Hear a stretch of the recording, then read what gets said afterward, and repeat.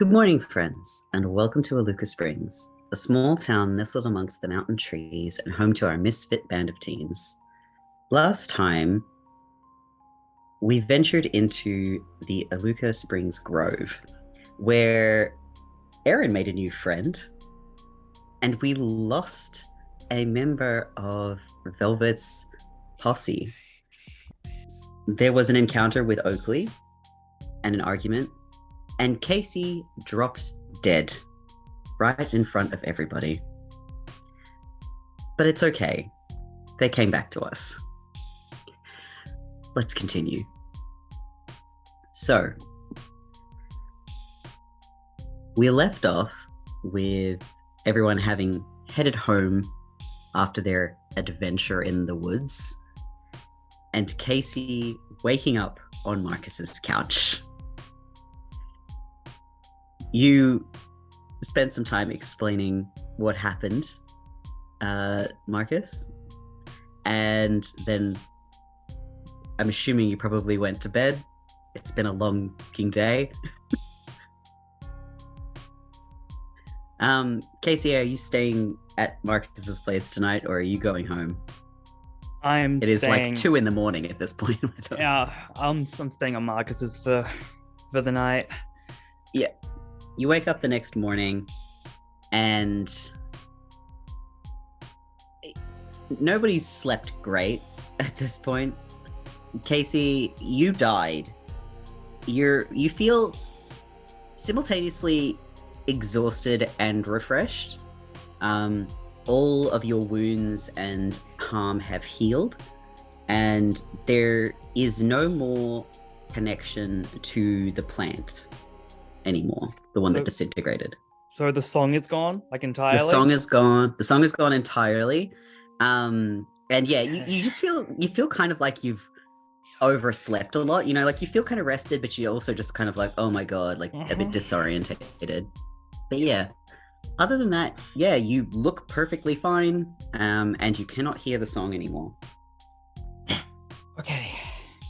And I know that the tree is dead. Well, the plant, the little plant. The plant, the cutting is dead. Yeah. Okay. Right. I'm gonna text Miles asking how he's feeling this morning.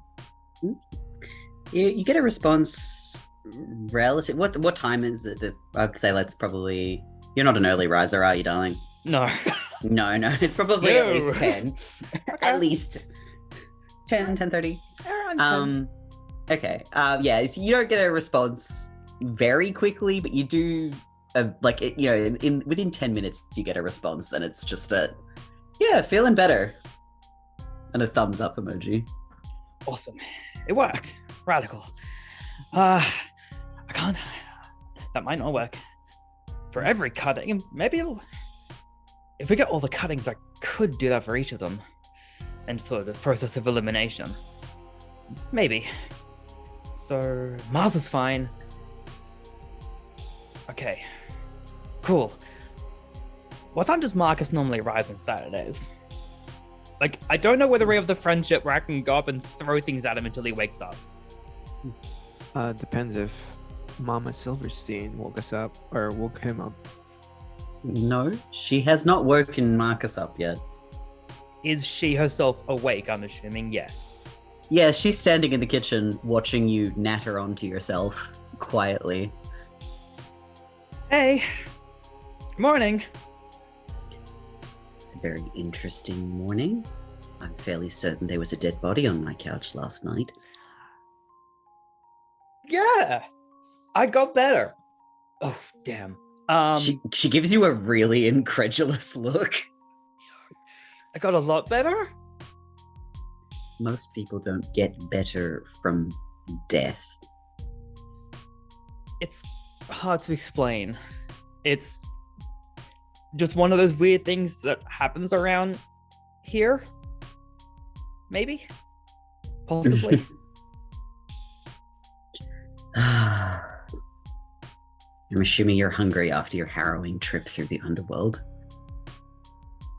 I mean, I really am. I actually really am. I had a sandwich last night and it really wasn't enough. Like, I am Go wake Darling. my son. I will make you breakfast. You're the absolute best. I know I am. Really and I'm not are. going to question you coming back from the dead. If you go really... and go wake him. You got it. Cool. Thank you. I appreciate it a great deal. The lack of questions and the breakfast. I'm gonna go get your boy. She's just kind of like almost glaring at you. I'm gone. I will head to Marcus's room and just sort of, I'm not walking in. I've seen things. I will knock on the door. Terrible. Marcus is probably. Oh. Marcus is probably out. Like he's still asleep. Fuck. Okay. Fuck. Okay. Marcus, get out. Up. Awaken. No. Rise. 5 more minutes, Mom. Just I don't want to do training today. You promised you'd never call me that again. Get out of the bed. No, but it's Saturday. Yeah, it is. And I'm alive again and would like things to happen. Huh? Yeah, it's me. Oh. I'm not opening this door. Are you closed? Oh my god. Oh my god. Oh. Oh, I assumed you were. He walked in. Oh no, I'm outside. I am not. No, walking into. No, I'm not walking into a teenage boy's bedroom unannounced. That's just not happening. He's always. I mean, he's always welcomed Casey and Miles in his room. But if you're outside, then Marcus would get up, and you can hear the shuffling, this lazy shuffling of feet in your direction, very very slow. You kind of just swing, like opens the door wide open. Morning. How How you feeling, Tiger? Why are you so chirpy? I'm so hungry. Also, I had a bit of a rest yesterday, but I'm really hungry. And your mom's cooking breakfast. But I don't get the breakfast until you come with me. Oh, I mean, why do I have to? Yeah, fine. Food. He says as he kind of just shambles out of his room with you. Thank you so much. I'm so hungry. Okay. Oh man. No. Okay. Well, don't. I don't even have the words to. It's Mom? 10 o'clock. You're not going to be able to think for like another hour. You're fine. Right. Mom. Mm-hmm. I forgot to tell you. Casey's back up. Yes, you did forget to tell me that your friend rises from the dead. She's like cracking eggs into a pan. Hey, She's not looking at you as she does this. To be fair, I it was the first for me, too. So, I mean, you should have been there. They literally rose up after I heard some disgusting cracking noises. It's never elegant. I will say that. There's nothing vampiric or graceful about it. You're like, Mrs. S, you handled it really well. She sort of turns to look at you at this point, and she's got this very tight-lipped kind of smile. Like she's simultaneously both amused by you guys bumbling through this, but also really miffed. Every teenager in the world knows that expression. Okay. Yes. Sorry. Your son, however, actually you also handled it pretty well. So no one else knows. Like, there's no question mark. No one. My family don't know that it happens, and that should continue. There wasn't anybody else with you when you died? Oh, no one knows I come back. I feel like if anybody was with you when you died, they are going to know that you come back when they see you around town. They might notice. It's just happened. maybe. I've gotten away with it in the past, mostly. Mostly, for the most part. Well, my family don't know. And I would like them to continue not knowing. Do any authorities know? Oh, that could be bad. Marcus reaches into his phone and texts everybody. No, it's one of the Ambos kind of has a general inkling that I'm not quite. Paramedics are more trustworthy than cops. Yeah, no cops. Wait, should I ask the group how are we gonna explain this to everyone? I don't see. Normally, I've always just told you that I've died. Yeah, I thought you were pranking me. I thought I don't have any more will to live, so I'm just dead inside, kind of deal. I mean, you're not. I'm not sure that's what it is, but I wouldn't cross it out. I didn't think you literally meant you were, a walking. 100%. No, I'm not. I'm alive as of this second.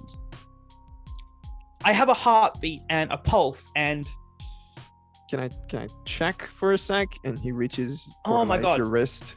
I will grab your wrist and literally just put it up against my neck so you can feel my pulse. I live. Oh, dang. Oh, you are alive. It's alive. I'm fine. So technically, this is not dead tissue, and Yep. So does all your skin cells just come back to life, or? There's not an infinite amount of me's out there. No. How do you scientifically explain this? You don't. Yeah. Me's don't. There's got to be Marcus, you know that the supernatural exists. And you are trying to make science explain your friend coming back from the dead. His heart. We're just talking about this. Their heart could have just stopped. I mean, it did do that. And then it started. How beating. long were they dead for before you brought them back to the house? A while. Yes. Legally brain dead at that point, I would assume. The longest I've ever been gone is maybe 6-ish hours. The shortest I've been gone was maybe 15 minutes, but that was the first time. So yeah, 6 hours, full body, competitions should have How many begun. times has this happened to you, Case? I don't know. It's always kind of blurry when it happens. When you wake up and you start to forget a dream, would you be able to look me in the eyes and tell me how many dreams you've had in your life? It's kind of like that. I know that there was the car crash. That was the first one. I fell off a building once. I've drowned. I did actually get set on fire that one time. That sounds quite painful. What? You never told me any of The these. drowning was actually the most painful one. Well, you were either... Marcus, I love you. You are my boy. You're my best boy. You are often either not there or you got there late. And sometimes you just didn't even answer your phone. So I just Is this what Miles was talking about before?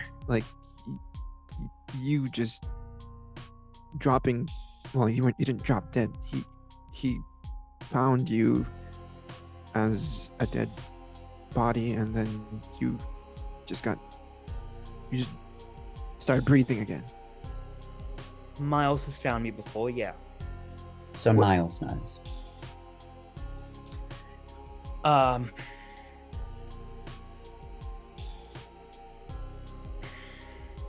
Well, I'm not entirely sure how well I gaslit him. Probably not great. Oh, real quick, and this is going to be a complicated one. You know the new girl? Aaron? Yeah, you know Erin and how she doesn't like being near me. They don't like being near you? She was there the first time, okay? She was there. She watched me die, and then she watched me come back, and things have been tense since then. She was there. She watched the car crash, okay? And then she watched me die, and then she watched me wake up. Hey, how come you never told me this? I just want to know why you didn't tell me any of these things before. I just feel so left out. Would you have believed them? You feel left out. Interesting. Okay. You feel left out. Yeah, okay. Yeah. Case? Mm-hmm. What do you mean by what do you mean by that? You're talking as if I'm. What's going on here? Okay. Sure. Marcus, can we address the elephant that's been in the room for a while now about how shit just sort of happens around you and you're the only person who's not noticing? I've always assumed it was a willful ignorance. Because there's one of two options, Marcus. Option one is that you're ignoring it and I'm having to deal with it, and it is literally killing me. Or option two, you're just not noticing and I'm doing it anyway. Those are your options, Marcus. You can't be left out if you're not there. I'm just these are all just strange coincidences, okay? It's not me. It just happened to be in those places. I can't there's always an explanation for this. My first one was one of those weird events I haven't been able to explain. But every single time since then, I have fought for you, and been your brick wall has been very deliberate. I chose this. What do you want me to say, Case? I'm sorry this happens and you die every time? I didn't ask for this. It's not my fault. This happens to you. You, as you said, you chose it. You chose this path. I'm not hiding from it. I got a second chance, and I could have just breathed and curled up in my new room and never mentioned and lived. I don't know if I age anymore. We'll find that out. But I've always been there for you. I got a second chance and I'm willing to keep spending it.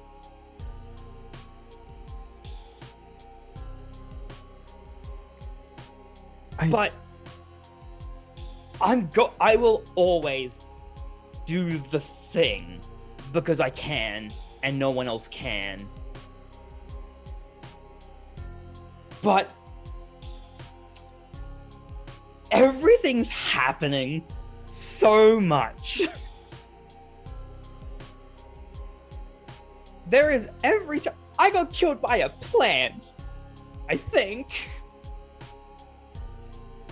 Velvet insulted me to death.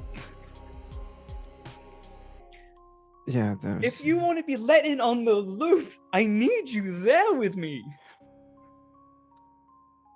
Look, it's and he looks towards his mom and then he looks back at you.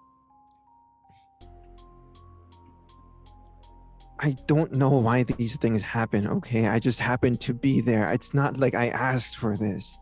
And I thank you. I thank you for being there. It's just I don't know why. I don't know when. I don't know what is happening most of the time because I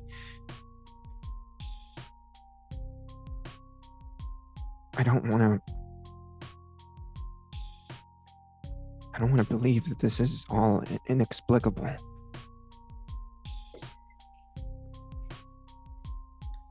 Denying your destiny is not going to stop your friends from dying. But if you accept the fact that this is who you are meant to be, and this is your destiny, and that you are a chosen one, that you are one of the people who can fight back the darkness, maybe you can stop more people from dying.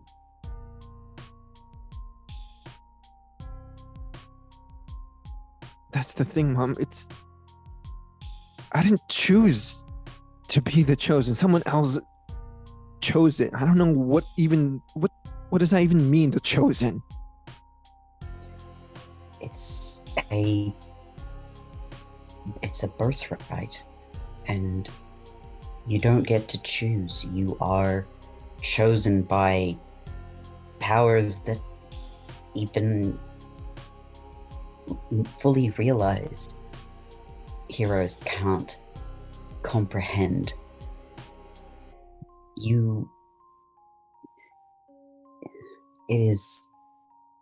It's not something that I would wish for you, for any of my children.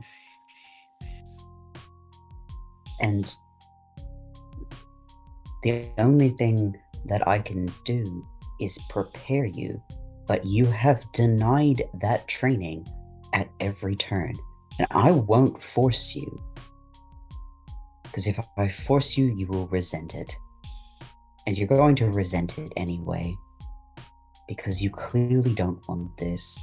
But nobody who has this kind of burden pushed upon them wants it. But maybe you need to accept it at last.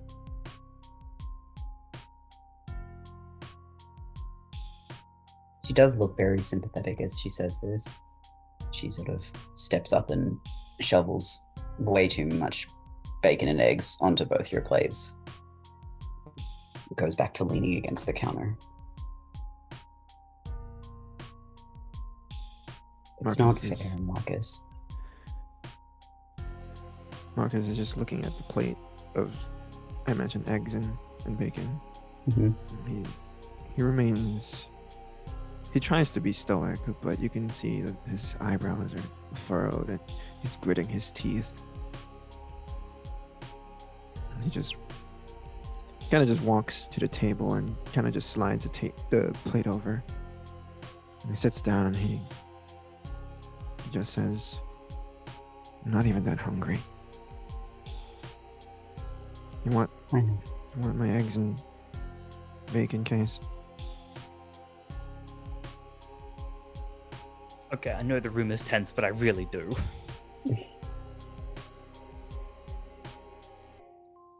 Look, neither of us had a choice. But if this weird stuff is going to keep finding you and I'm going to keep coming back to help you with it, I don't want to use the word obligation, but we have the opportunity to stop. I don't know if out of all of our new Scooby Gang, you and I are the weirdest ones, but well, I keep coming back to life. And you've got a legacy of some description. Shouldn't we help?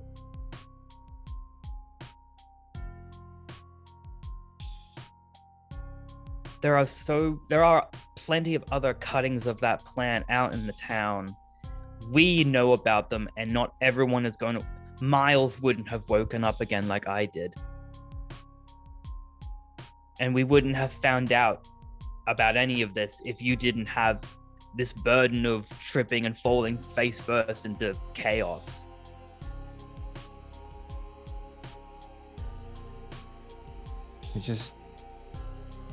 Why can't we have, for 2 seconds, just a normal school life? I did. Then I died.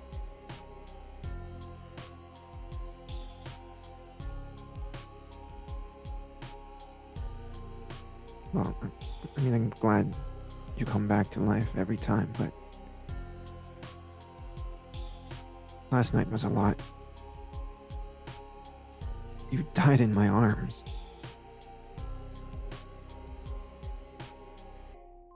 I never wanted you to actually ever see it.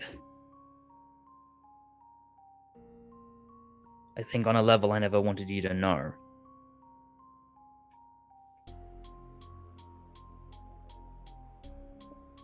Why?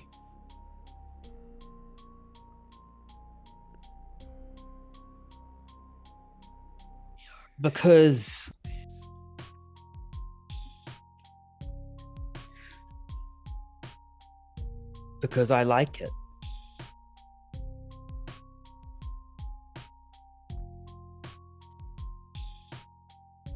You like keeping secrets from your best friend?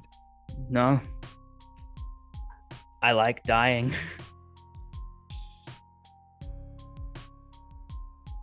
I like it a lot.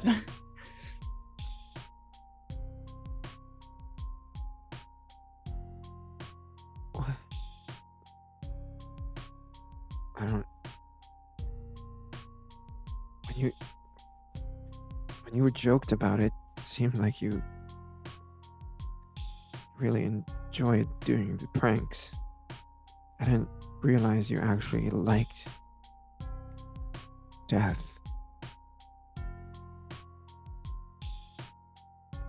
What? I don't know how to respond to that. Are you okay?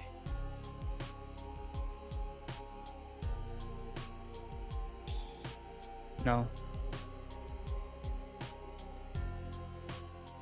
But I'm capable.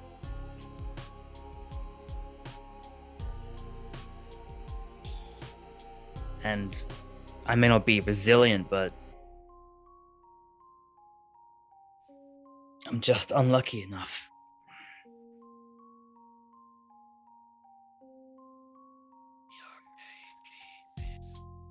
I keep thinking that each time it happens, I'll get a little bit further,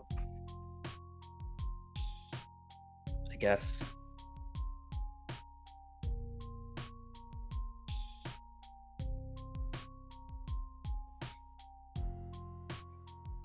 But I've died quite a few times now and I haven't seen them again.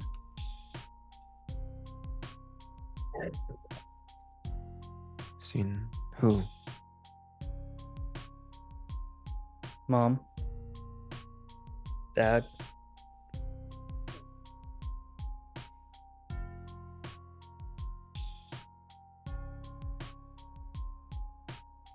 doesn't matter how long I stay dead, I've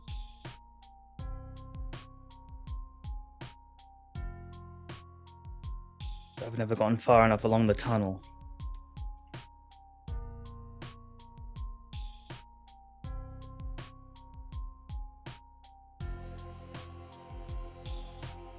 Do you want to keep going?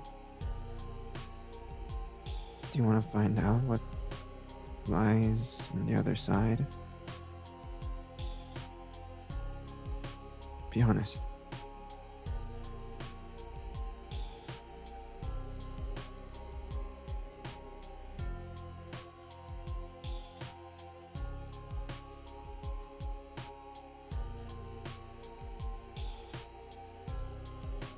Yeah.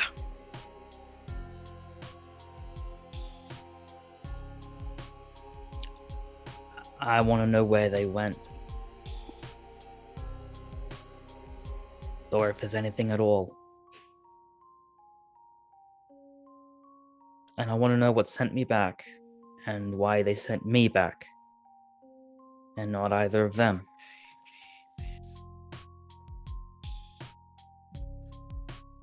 I'm just a dumb stoner kid. But my mom and my dad, they died. Hit by some fucking drunk driver. And I'm the one that came back.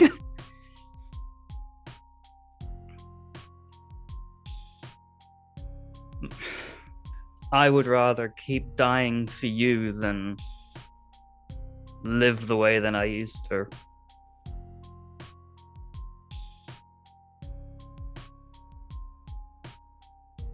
Die the right death, I'll get there.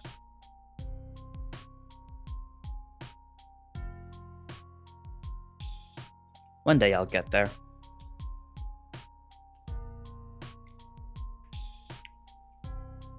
Marcus just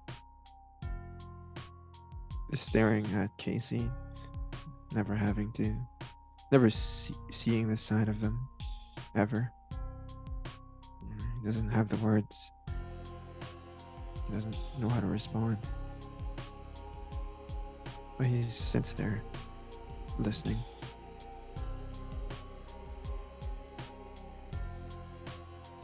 Can I have some of your bacon? I'm really hungry. Just take it all, he says as he pushes the whole plate over. Yep. I'm just gonna take the plate and eat. All right. We'll leave that very heavy conversation there and and turn to the other one of us who had a very, very eventful night last night. Aaron, you went home and you fell asleep and you wake feeling lighter and more refreshed and energetic than you've ever felt before. What's the plan for today?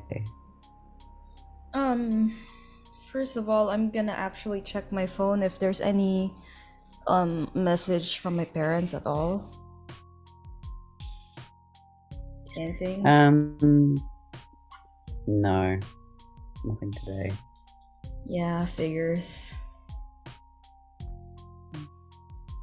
You can hear Miffy downstairs cluttering about in the kitchen. It's late enough in the morning that Dr. Aaron has already headed off to the GP clinic. It's open 7 days a week.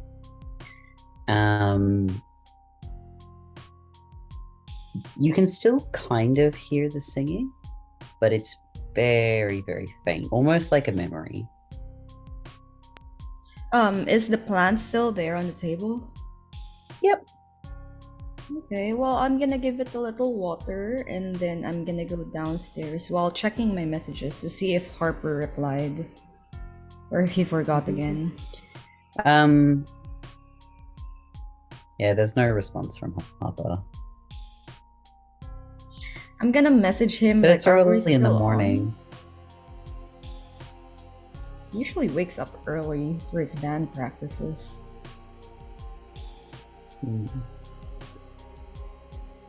There is a bit of a delay. You don't actually get a response from him until you've sat down at the breakfast table.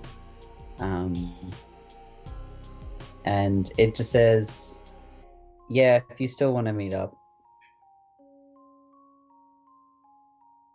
There's a full stop at the end of that sentence. I'll say, yeah, do you want to meet up at the cafe?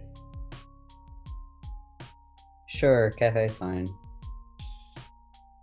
And then I'll reply like, see you there with like a smiley face. You just get a thumbs up. Well, I'm gonna say good morning to Miffy. Good morning, dear. You got plans for today? Yeah, I'm going out with some friends, I think. Might be out a little late today. Well, you give us a call if you're going to be late for dinner. I need to know if you're going to be home for dinner. Yeah, of course, I will. She pinches your cheek a little bit, and she sort of potters off. She's got a cup of tea in her hand. She heads towards the lounge room.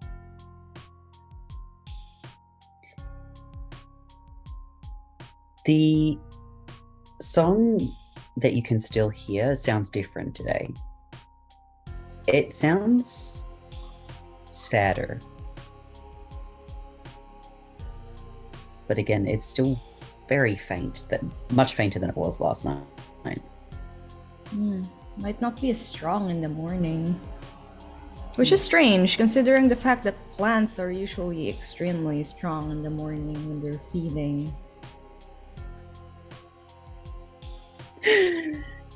Sorry, the plants are feeding.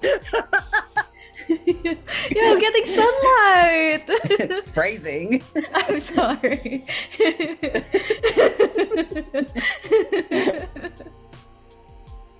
Okay, I'm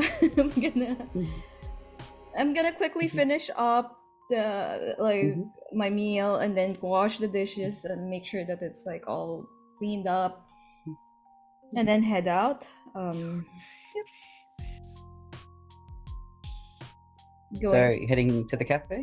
Yeah. After most likely cleaning up, and actually I'm gonna make myself look really pretty today. Really doll yourself up for your shit to your boyfriend. Yeah. Yeah. You spend a bit of time, getting ready and dressing up and making, picking out a nice outfit and doing a little bit of makeup and making sure your hair looks good, and eventually you leave, and it's not a super bad walk to the Main Street again.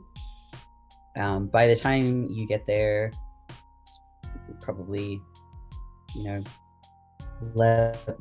getting close to 11ish, 10:30, 11, and you pass by Steady Blooms, and it's closed, which is unusual for this time.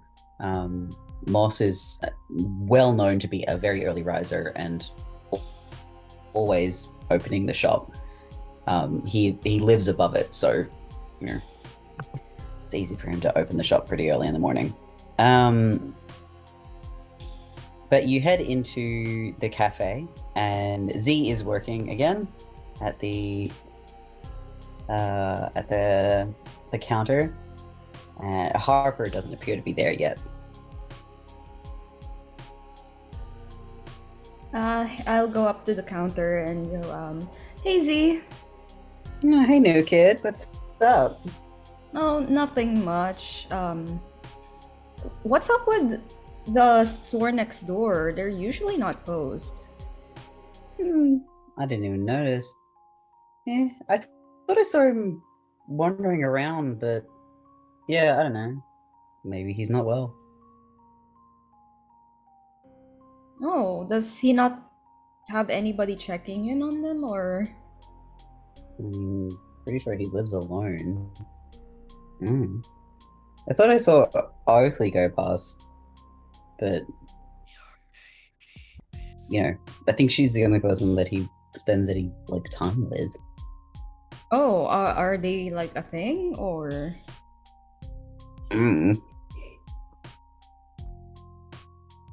She sort of shrugs and gives you a weird look. Sorry, just a bit curious. It's kind of trying to fit in here. You fit in fine. Don't make a big deal out of it.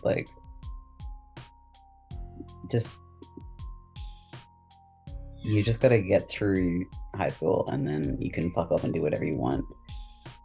Yeah, easier said than done. But yeah, can I order 2 cups of coffee? Can you make one extra hot? Sure. Did you make an invisible friend or something? Oh no, my partner is joining me. I think. I hope. You have a partner? Yeah. How long have you been dating? I mean, it's on and off for like 6 months now. Z sort of like squints her eyes a little bit and just like, uh-huh, okay. Sure. What kind of coffee? Just, latte. Okay, sure. I'll bring it out to you. Thank you. Which seat do you take? I'll take the seat right near the window in between the shops. Cool. You sit down and it's like you're kind of the only person in the store, other than Z, and an elderly couple sitting at the front, enjoying a early morning brunch. This close to the window, you can kind of hear muffled voices, like they're speaking very quietly on the other side of the partition. You recognize one of them as Oakley, but it doesn't sound it. They're not talking in that same strange way that they normally talk, and they sound like they're crying. They sort of sniffle and just, I don't know what happened.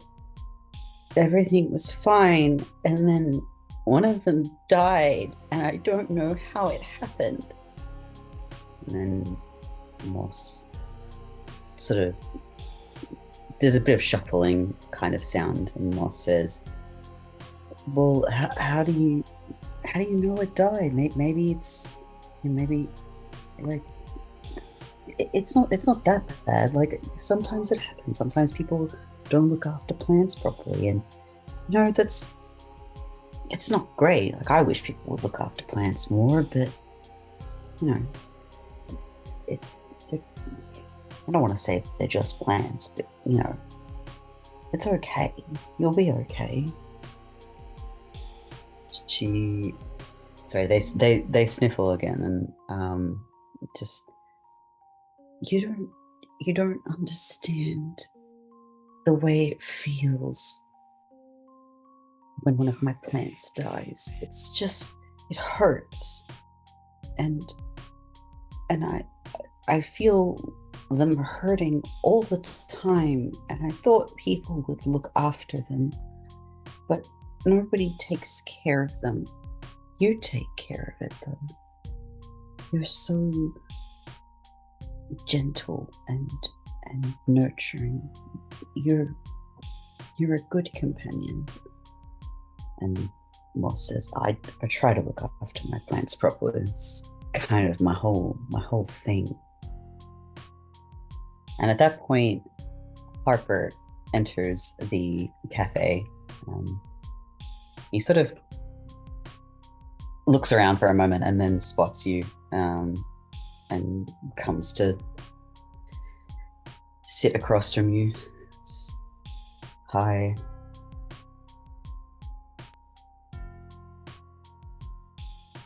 Erin actually looks at her phone. How late was Harper? 5-10 minutes. That's surprising. Yeah, not the worst.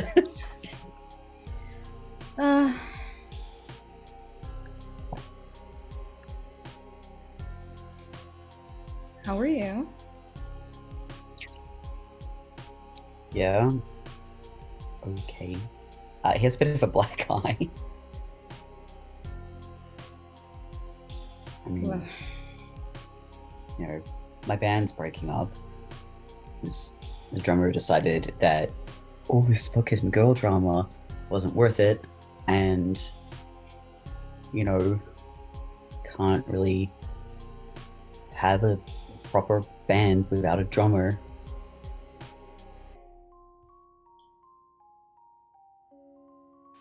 How was your rest of your day hanging out with your friends? Oh, it was good. I mean, So you were hanging out with them? Yeah. Even though you said that you weren't friends with them and that you weren't going to hang out with them anymore. I mean, to be fair, like Casey and I made up, so they were great at that, Mhm. and they showed me around, which you promised that you would show me around, and you've never done it. What do you mean show you around? Like, You haven't What? even shown me to the grove. Like, what did you? Oh, I'm sorry. What did you just like decide to go on a date with Casey to the Grove? I thought so. You invited them to my band practice to have them beat me and my band up, so that you could go on a date with Casey. I'm gonna give Harper. I'm gonna take a string from Harper and give him a condition Mhm. jealous. Absolutely. And say, yeah, and of course, you know, there was a little bit of a party there too. It was a bit spontaneous, but it was fun. What You the haven't- hell? You just what? Went to a party like? Just- what is going on with you?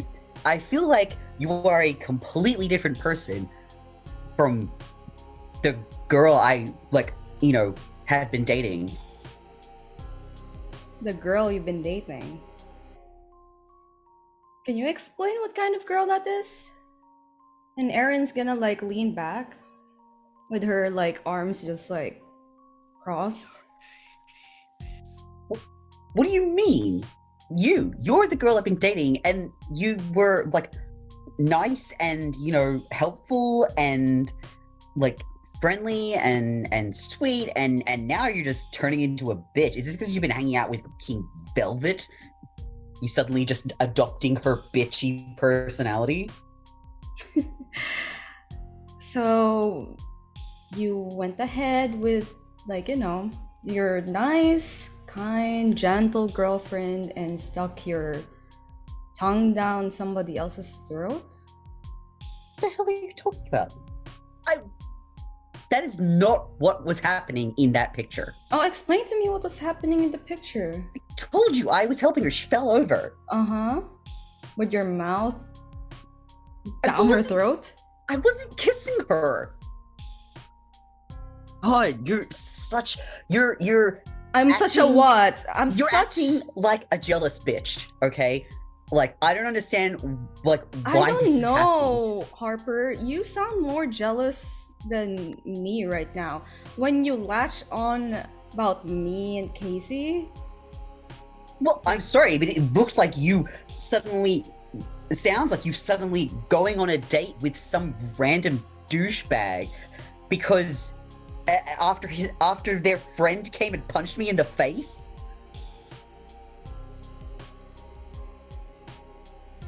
They don't even play in a band. They're not even that cool. Like, geez, I thought you had better taste than that.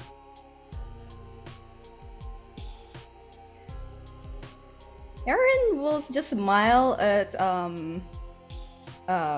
Harper and go like, "Oh, please, Harper, like, can you like calm down a bit? It's too early in the morning to be yelling at me."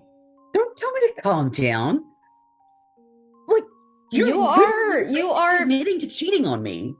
Can you like calm down a bit? Because you are gathering like attention from everyone else. And Zoe is absolutely staring. Like, she's holding the two coffees, like, and she's standing maybe, like, she looks like she was walking towards you, and she's just paused in the middle of walking towards you to watch you two start this fight. She's just holding these two lattes, like, what the fuck?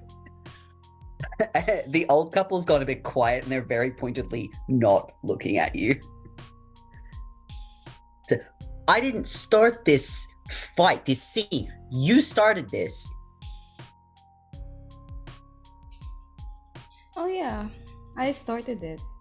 And I guess I'm sorry about that. And I'm just like gesturing for like Z to like hand the coffees over, please. Yeah, no. She steps up and she puts your coffee down, and then before Harper can sort of turn around and look at her, she points to the second coffee and then points to Harper. And Erin's like giving her like a slight nod, like please. She's like, "What are you waiting for?" He turns around and he yells at Z, and Z just says, and pours it on him. She's like, "No, don't talk to me like that. Not in my coffee shop. No." Is it the extra hot one? No, it's not. Oh. She's not that stupid. Please. Oh, Z is too nice. And she just places the empty cup on the table in front of him and says, "You can leave when you're ready. Erin, you can stay." Erin will lean towards Harper and whisper. Mhm. I hope you live as long as the plants in this area. Ooh. He's just sort of like frozen in shock with this like coffee all over him. And I will take another string and give him the condition humiliated. Ah, yes, amazing.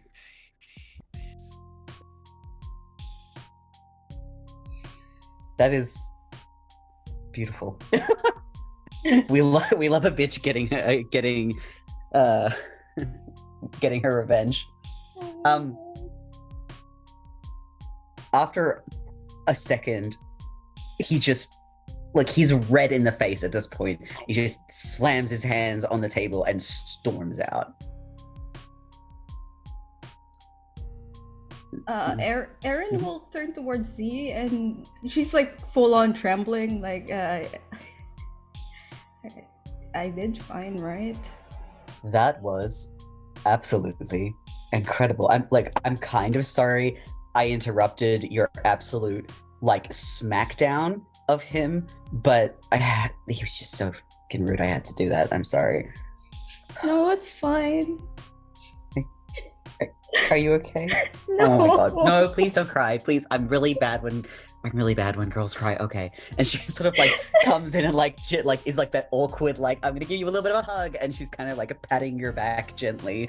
It's very like, oh, I'm so bad when other people are upset kind of thing. You did good. Like they absolutely deserved it. Like 100%. You're doing good. Just.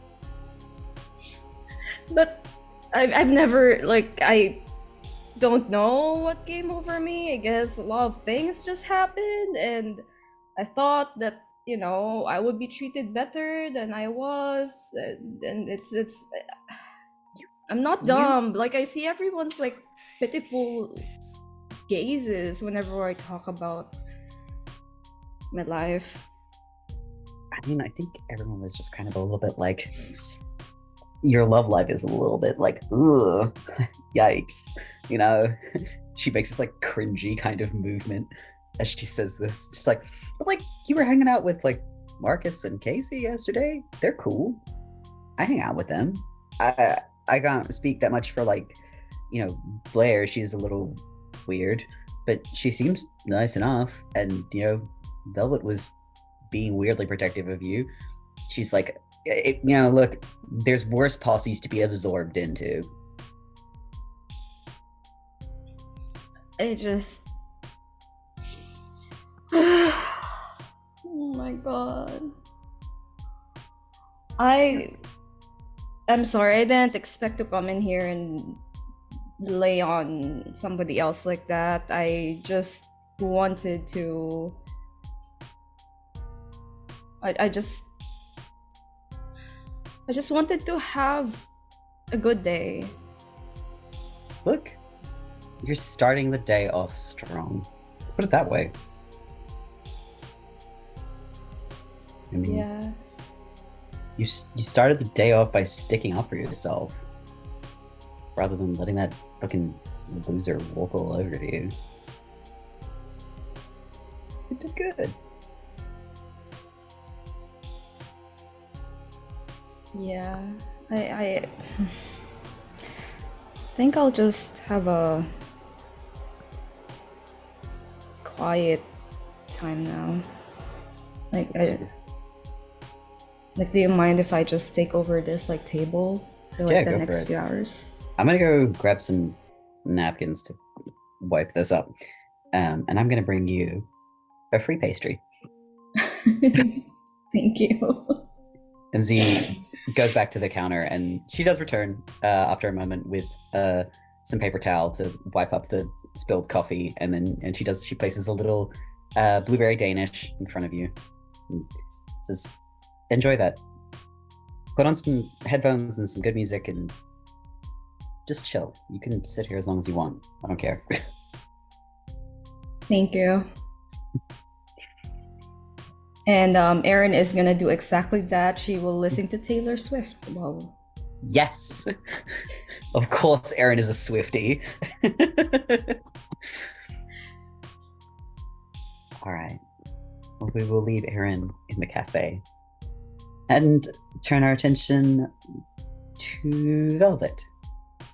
You had an interesting night, revealing the source of your power to your ex-best friend, who now may be also becoming a proper friend again. And had a bit of a sleepover with the remaining members of your clique, the twins. You wake up in the morning and you're tired. Like, you're not exhausted, but you definitely, went to sleep a little bit late and woke up a little bit early. The twins are still fast asleep when you wake up. What's your plan for the day? Well, first thing, putting a pot of coffee on. Yeah, big pot Then of coffee. Yeah, let the twins sleep in a bit longer. No. Because we are going to go to a hardware store and we're going to get the biggest motherfucking chainsaw that they've got. Jesus Christ. Yeah. Okay. Yep. We're going to Bunnings. Yeah. No motherfucking tree eats one of mine. Well, by the time the coffee is finished brewing, the twins are sort of shuffling in, a bit bleary-eyed and clearly awoken by the sounds of you pottering around and the smell of coffee. And they sit down and, so what's the plan? Yeah, like, are we gonna go look for Chadwood, or is Blair part of the group now? Well, maybe Blair is, well, we'll see. Maybe, hopefully. But we're gonna go look for Chadwood, but first we're dropping by Bunnings. Now we're gonna dress down because I don't really want anyone to recognize us, see us there. Okay. Either of Robert's parents' cars in the garage? Sorry, say that again? Velvet's parents' cars, are they in the garage? Your father's car is currently in the garage. Your mother's car is not. Your father's car is no, it's a Mercedes-Benz. It's nice. It's a bit fancy, but not extravagant. It's not like a Porsche or something like that. It's just a Mercedes. Do the twins have access to a car that's a little less flashy? Something that probably wouldn't be recognized or noticed? Well, neither of the twins drive. And their parents will ask questions. Yeah, you know what? Fuck it, we'll take the Merc. All right. Who's Callista points to herself again. Just, am I driving again? Mm-hmm. Oh. We're gonna have to forge my mom's signature. I want to get my hours up. She You got it. you guys finish your coffee and breakfast and grab your dad's keys, and yeah, she sort of starts the car, and she sort of seems to like be a bit more nervous about driving this car, as it is much nicer than Chadwood's Corolla. She's just sort of like, well, this car is probably smarter at driving than I am, but let's go. And she drives 5Ks below the speed limit the entire way down the mountain to the nearest Bunnings. She's not great at parking yet, but she does find one of those ones that you can like drive, like, it's a 2-space one that you can drive all the way through. So it's like, it's fine. It looks like I reverse parked into it really well. And okay, that was terrifying. I really don't want to drive down the mountain ever again. At You this did stage. great. Okay. You're perfect. Layla sort of gives her like grabs her arm and gives her a little like wiggle. Just like, okay, well, what are we getting from Bunnings? Yeah, like, why are we here? You'll see. Grab The a trolley. bus. Follow. They totter along behind you. They get distracted by like paint sample colors and weird things that you get distracted by in Bunnings. It's Bunnings. I'm assuming you're heading straight for the gardening section. Yeah, no distractions for Velvet today. She's on a mission. All right. As you're presented with quite a large selection of various different tools. They've got they've got chainsaws. They've got those like branch cutting tools, like the extendable branch cutting tools, and they've got manual saws and such. I'll try and flag down one of the red shirts because we're going to need some assistance with this one. It's a girl wanders past and she sort of sees you. She comes over and she's like, "Yeah, what's that?" Okay. I need something that's going to be able to like cut down a tree on my property. It's kind of large. It's way too big for like an axe or anything. What do you recommend? Right. Well, how big is it? Like, Oh, pretty big. Like, can you hug it? Can you wrap your arms around it? Do you need like multiple people to wrap your arms around it? how many people would need to wrap around that tree? At its thinnest point, probably 2 people at the minimum. It's like 2 and a bit. Yeah, about 3 people. It's a big yeah. Mate, that's a really big tree. Like, look, personal opinion, like, I'm sure you're very capable, and that's really cool, and like, power to you, feminism, all that shit. But I would get professionals in. Like, that's too big. If you cut it wrong, it's gonna fall on your fucking house or on your car or on a person, and then you're gonna be real sorry. Like, That's great. But which one of these is going to do the job?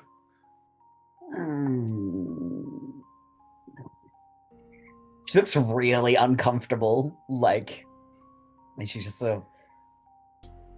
I don't put the charm on. Yeah. Okay, so.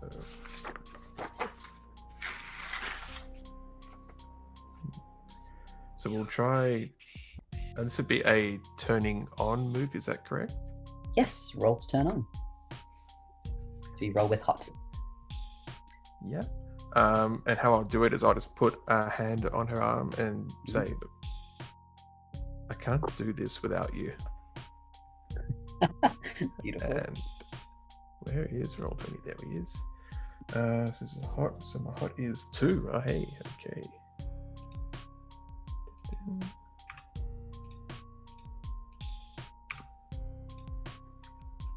That's a total of 8. 8. Excellent. Okay. Well, I get to choose what happens on this one. So,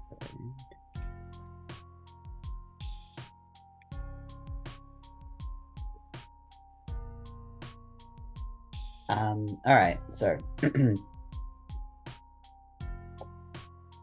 she turns bright red at this point, like really flustered, and like she sort of like rubs her hands together like awkwardly, and like she looks like she wants to reach back and like touch you as well, but then sort of like keeps pulling her hand away. She's like, look, you seem like you seem real nice, like, and stuff. I just, you know, like, like, I'm like, I don't want you to get hurt, like, but you know, you probably need like a pretty big, like heavy duty one. And she like kind of like twirls her hair a little bit around her finger, or around her like fingers, and like can't quite look you in the eye. Like she's still very, very flustered. It's like,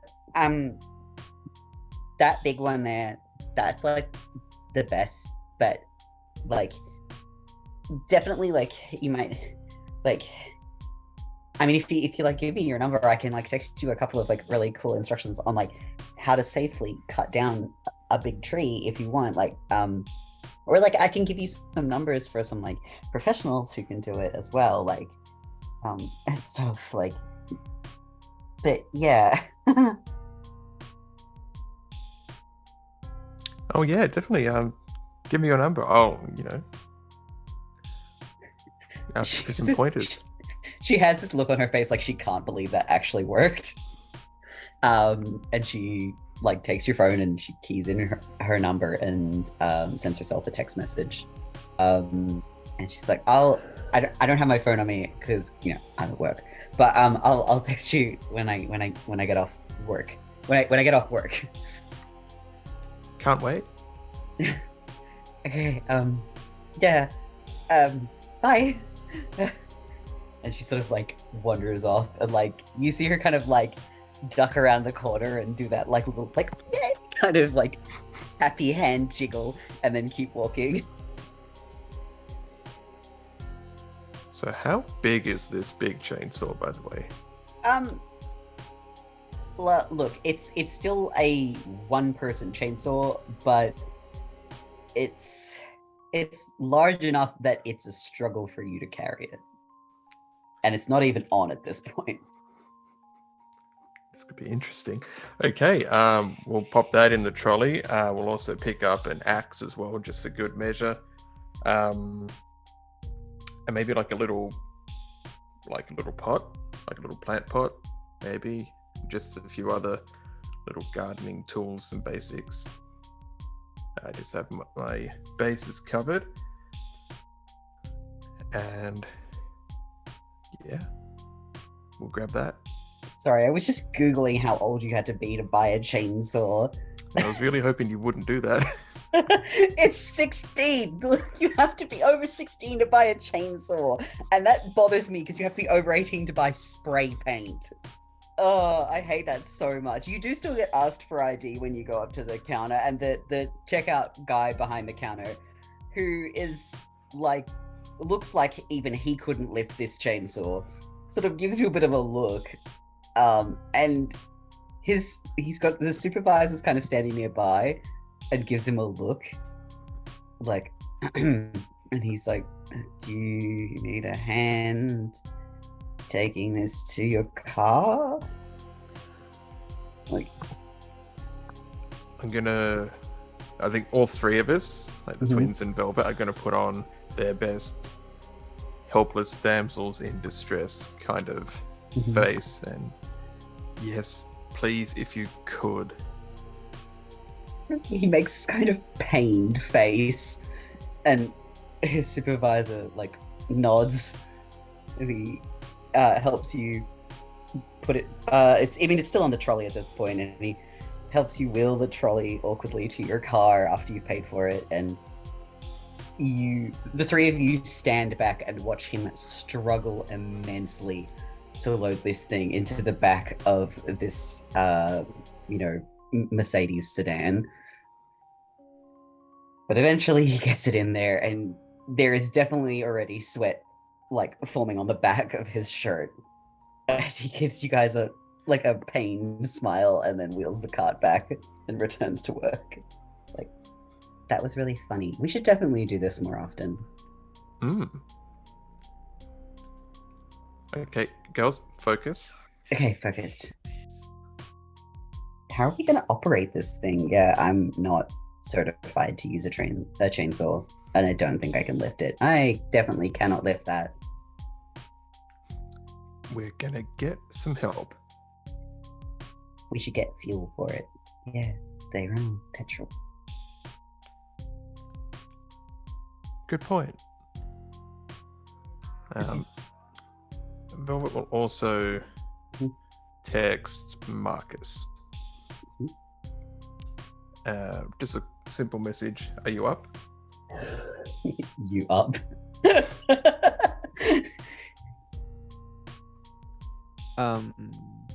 Marcus would be very surprised to get a text from the Queen Bee.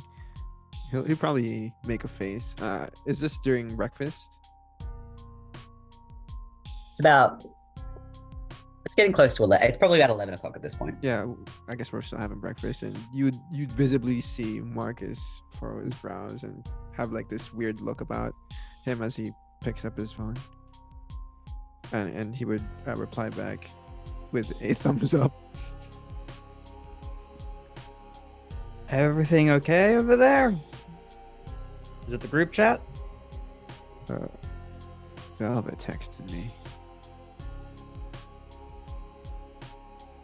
Velvet texted you. What you want? She just asked if I was up. I don't know if that's the appropriate time. Yeah, it could have been at 2 a.m, but I would have said. Did it could just come through late? Yeah. I just sent him a thumbs up. Velvet will text back. Good, be there in a few minutes.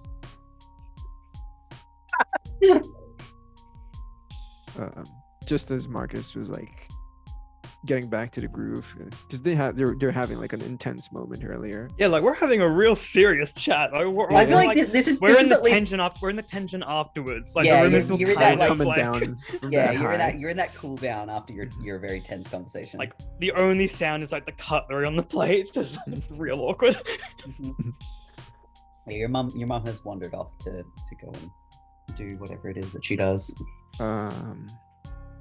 Hey, you just said they should come through, right? Well, they're definitely coming through in a few minutes. What? Now? Yeah, I don't know why. And he replies, why? Question mark. Do I need to scamper? No, it's fine. I think. Finish your eggs, damn. Back to eating the eggs. Look, man, you just let me know if I go to scamper. It's your Saturday. Velvet will not reply on the text. She'll be. The next Marcus will hear from her is when she does turn up. Dear God. Amazing. We're screwed. Yes, so yeah, it takes about 15 minutes for the very nervous Callista to drive you back up the mountain and take your awkward directions to Marcus's house. But you do eventually pull up outside Marcus's place with the twins in a Mercedes. With a chainsaw. The chainsaw's in the boot. You can't see it right now. Very important that you cannot see it right now. You did also, sorry, it's the actually been car about coming 20 through. minutes because you did also stop to get fuel. Hmm. What fuel did you pick? I'm just curious. Don't Google it. Just what did Velvet choose? Well, Velvet likes to have her bases covered, so she would get a couple of jerry cans, fill one with diesel and one with regular unleaded. Okay, good And, choice. Yeah. Yeah. Your dad's car is starting to smell bad because it's That's starting okay. to smell like fuel. I mean, we did put the lid on, right? Yeah, you do, but I have never had a jerry can sit in the back of my car for an extended period of time and not make the car smell like fuel. It's okay. We'll air it out later. That's fine. It's fine. Yeah. Cool. So the twins and Velvet have just rocked up out your house. Like from where you're sitting in the kitchen at the breakfast table, you can see out the front window and you can see this sleek it's that like ugly pale gold color Mercedes roll up.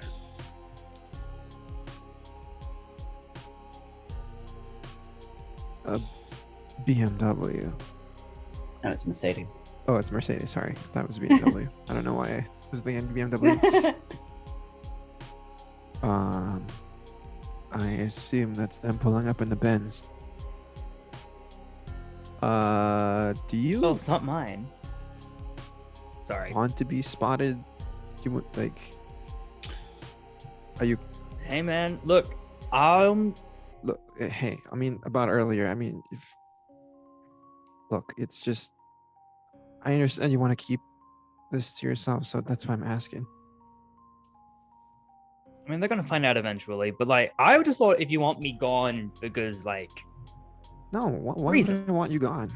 okay. Velvet gets out and rings the doorbell. You poor little straight man. All right, sorry.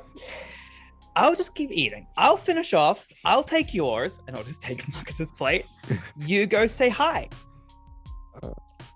Okay. At this point, you've taken too long, and the twins start Jesus. aggressively ringing the doorbell. Yeah, Marcus gets to the door before Mom Mhm. gets curious. Opens the door and he tries to look like cool. Velvet, what brings you to my humble abode? All three of us are putting on our best sad Oh. faces. Oh, you brought Uh, the twins. Marcus, we need your help. We need to go Yeah? find Chadwood. Like he's Oh. can't get hold right. of him, and we can't do it on our own. And Forgot about Chad. I'm still afraid something bad's happened to him. Can we see Casey from our vantage point? Not quite. Okay, well, what do you need me for? Seems like you got the twins with you. And But what they're- We're Seems always like- with her. Something Oh, could shit. be there. It's like we don't want to go alone.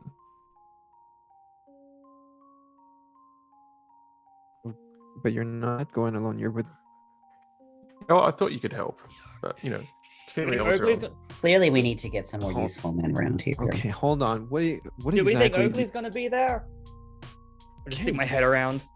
The like, twins, literally with the plate of breakfast. Is Oakley the gonna be there, twins do you like think? zero in on Casey and just like it's that like simultaneous head turn, and they like stare with wide eyes. Hi. See, I- Yeah, long story. Just I died. I'm back. You were dead. You were Story very over. dead. That has to be the end of the story. I mean, it's clearly not. Yeah, you clearly still here. So being dead is not the end. There's a lot to unpack there. look. What do you need, Velvet? What's the deal? we need help. And Doing what? Casey, you feeling okay? Yeah, I'm just hungry. Do you I'm remember good. what happened? Kind of. Marcus filled me in. Like the bits I wasn't there for. We cool? No. Oh, you mean you and me? Yeah? Oh yeah, no, yeah, totally. Totally. No, we're fine. Yeah. Sorry Yeah. about all that. I just didn't know you could do something like that. That's Yeah, me neither. I'd appreciate if you didn't do it like again. Me. Oh, only I mean, use I'll my walk it powers off. for but, good. like, I'll only use my powers for good, I swear. you want some eggs? No. I'm good. We've already Oh. eaten. Okay, just to let you know, and Marcus speaks in hushed tones with Velvet. They might be cool with what you did last night, but I'm not. You don't fucking hurt my friend. Well, it was kind of an accident. I don't give a shit if it was an accident, Velvet.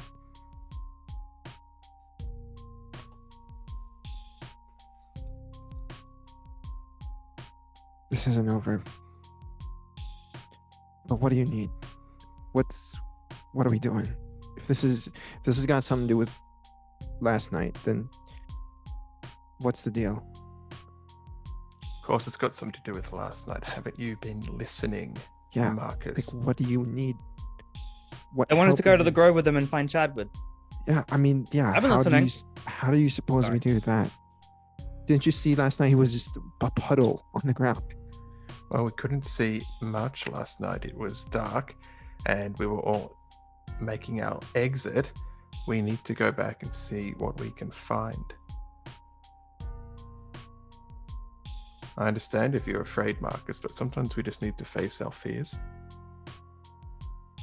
Let that slide. Case, Yeah.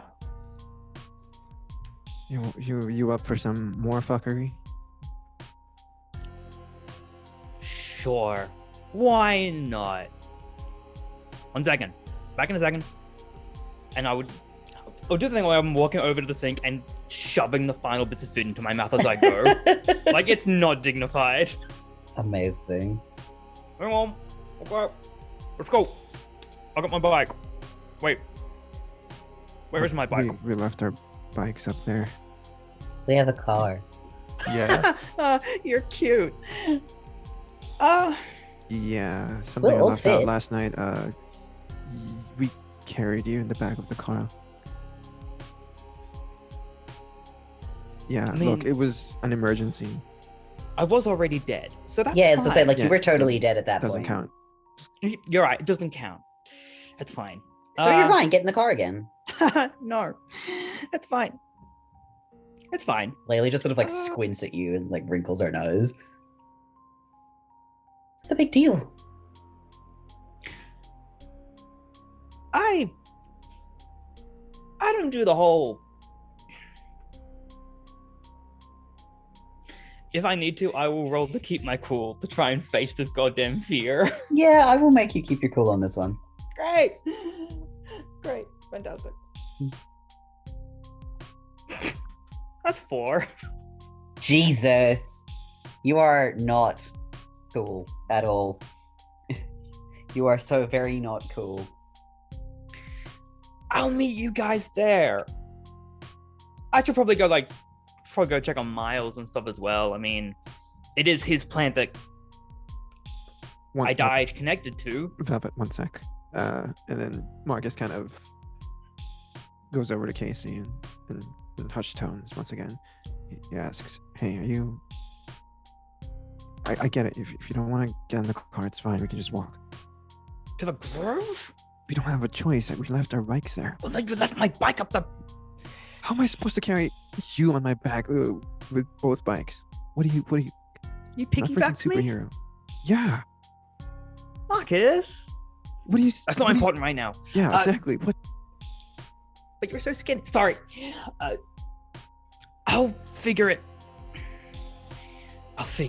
Look, we're walking together. I'm not leaving you alone.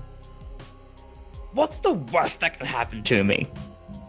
Now that the cat's out of the bag on that. Like, now that the cat is just out of the bag on that one, what is literally the worst that could happen to me? Yeah, you drop dead and no one can carry you back home. I'll get better!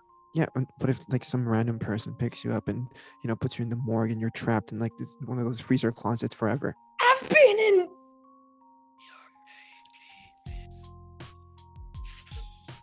Fine. Exactly. Would it help if we blindfold you or something? We could knock you out. Yeah. No. Well... Marcus could knock you out. No, but Then it's not us hurting your friend. Since you're so touchy about that. While standing here and, like, insinuating that you're going to harm our friend. what? Nobody is... You literally threatened Vale, like, Velvet right in front of us. Nobody in this room is going to hurt anyone else in this room. We're not in the room. Nobody in a one... All right, are we walking or what? 20-meter radius. We have to get there somehow, Case. We just have to walk.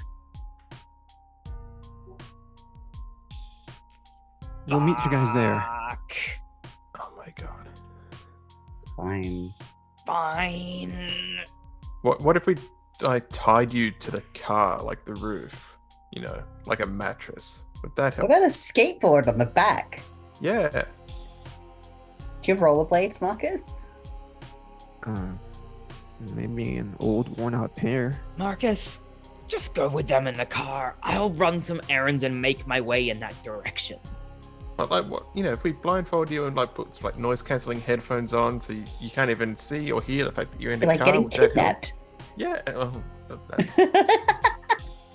Yeah, I'm sure you guys know all about that. Cross We've that one off never the bucket kidnapped list. another person. Well, don't sound so excited. There's a no, first time for everything. you have no idea. The twins just sort of like I'm roll their walking. eyes and walk back to the car at this point. I'm walking. Marcus, get in the car with them. I will make my way in the direction of the grove. I'll message to the group chat. I'll go check in on Marcus, on Miles. I'll go check in on Miles. I'll make my way there. Fine. The cat is kind of out in the bag. They're genuinely, and I'm also hardcore gonna go look. Keep an eye out for Oakley while you're there. Actually, Oh, we will.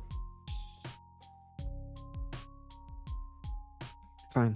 but Let's- I might swing by the school. I might swing by and check on the library, or she might be at school. Is I'll go Blair check on the. coming I'll with- go check on the people that we. Yeah. Do you want me to go? Like, what's the deal? Are we getting Blair and Aaron? Oh God, Aaron. Oh God, not again. Wait, Oh what? man, we just buried that hatchet. Okay, it's fine. Well, anyway, I'll- Are we taking Blair? Are we grabbing Aaron? Are we getting the Scooby Gang together? What's the deal? Or is it just going to be like the 5 of us? how many seats are in this car? It's a sedan. There's 5. Okay. Oh, y'all fucking wish you're getting me in that car. We definitely want to grab the others. Especially Blair. Should be handy. But, we should really be going because they're burning daylight and all. So I guess we'll see you there, Casey. And Y'all go get Blair. Yes. Velvet will walk up to Casey and give them a hug, patting them on the back. At the same time, just staring Marcus down while she does it. Marcus crosses his arms. He's got his arms folded tightly, shaking his head. Oh, God. I'm so glad you're looking better. Peachy. Don't...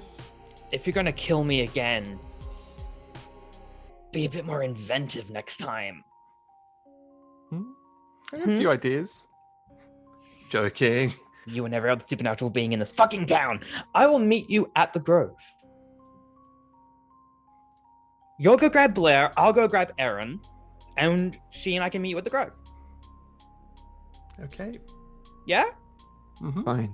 Just Awesome. do whatever. Just be safe. A plan is made. A plan is made. a panic attack is had, and go team. Excellent. So Casey heads off, and Velvet and Marcus get in the car with the twins, and we cut to Blair happily sleeping in until 11:30 on a Saturday.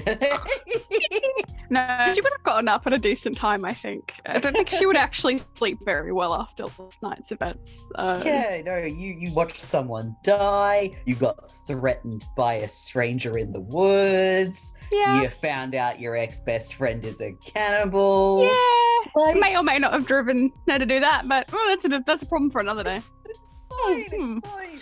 Alright, what time do you get up, darling? I would say she would probably get up at around 8 or 9, just when very early for things start to like open up. Okay. Sort of assume that everyone is going to be asleep. Mm-hmm. Yeah, no, And your family is all asleep still. For the sake of continuity, she does type a message into the group chat saying where she's gonna go, but forgets to hit send. Perfect. Love that. You know, like hits it, but like it doesn't quite like register on the touch screen, and then just it's like when you hit it and instead of like you hit just beside the send button and it shrinks back. It shrinks it back into the little speech bubble. Exactly. I know exactly what you're doing. She'll get ready, sort of sneak out of the house. She's sure her parents are used to her doing this. Yeah. She'll face the repercussions later if there's any. Yeah. It's a Saturday, so no major issues there. Where are you headed? She, as mentioned last night to a few people, decided to go and do a little bit of reading at, if I can get the name up, at the Soot and Cinder. Yep, to see if there's any plant-based businesses in the book, the back room book shelf. Fair enough. Where all the good books are. Excellent. So, are you taking your bike or? Oh yeah, no, she would get on her bike and unfold it again. Head off. Yeah, you head. So Soot and Cinder is not on the main street. It's actually like down a little side road off the main street. Like if you're wandering around, you can find it, but it's a little bit, hard to spot from the road. It's the building is looks more like a house than anything else, and it's covered in ivy and. There's plants and stuff growing, and there's it's got a wrought iron hanging sign that is in the shape of a cat, like just a sitting cat, that says it has soot and cinders that's like cut out lettering on its tummy. And yeah, you've never actually really known this shop to really close. Like the door always seems to kind of be open exactly when you need it. Seems appropriate. Yeah, and you wander in, and Ms. W is already, up and about, with her wild curly grey hair pushed back by a headband, and as she sort of is working on dusting some of the shelves around the store, and she sort of looks over to you as you come in. She's like, "Hello again, dear." Good morning. Trapped any tourists lately? Plenty. Excellent. You look like you're after something. Yeah, there's first up, have you bought any plants lately from Moss? I think was the person who, from Moss. I think, Moss. You bought any plants recently? I bought my sister some daffodils the other day, but other than that, no.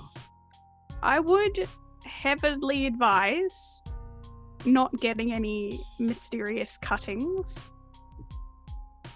Just for now. That's very mysterious of you. Speaking of, any books on plants in the back that I could have a peek at? What kind of plants? The type that connects sort of life forces or something and makes people ill. I don't know if you heard about the librarian. Did hear rumors about Edith. She, Come with me. And she leads you into the back, and right by the entrance to the back is a little table with kettle and some selections of tea on it. And she doesn't even look at the books. She just sets the kettle and starts sort of like brushing over the different. It's all loose leaf tea. She starts sort of brushing over it. She's, tell me what's been happening. Before that, I will say the text that would have been sent was like, "Hey guys, I'm at the Soot and Cinder this morning," and that's it. Just letting no location. Mm-hmm. Well, how do I? So essentially, I'm pretty sure that this is sort of freaky plant cuttings getting sold, and they are, I guess, taking or absorbing the life from people in a very odd way, reacting to touch. You pull a leaf off the plant and they get a cut on their face, sort of situation. She frowns at that, and she sort of looks at you. She regards you with a sort of concerned look, and then nods.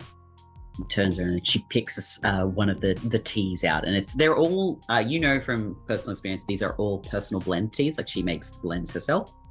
Expect nothing less. Yes, she pours she sets the tea to brew, and then she takes you over to the selection of it's a small library basically back here. She sort of runs her fingers around a couple of books, and she pulls 3 out. She puts them on the table. There's a little small round table with it's a bit of a kitschy kind of tablecloth. It's got the Zodiac wheel printed on it, and it's blue crushed velvet. It's very kitschy, but that she kind of likes that kitschy stuff. It's kind of fun. A little bit on the nose. Yeah. Not hurt anyone. Exactly. And she indicates for you to sit down with these books. And she said, "Now, what you described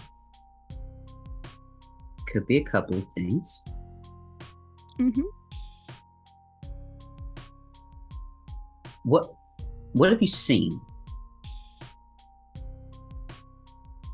In regards to the plants and how they affect people, what is? Be specific." Blair slides into the chair and sort of laces her fingers together. Well, for example, the plant getting completely knocked off the table by people who will remain anonymous, causing the person to faint, and have a ambulance have to be called for them because their heart is barely there.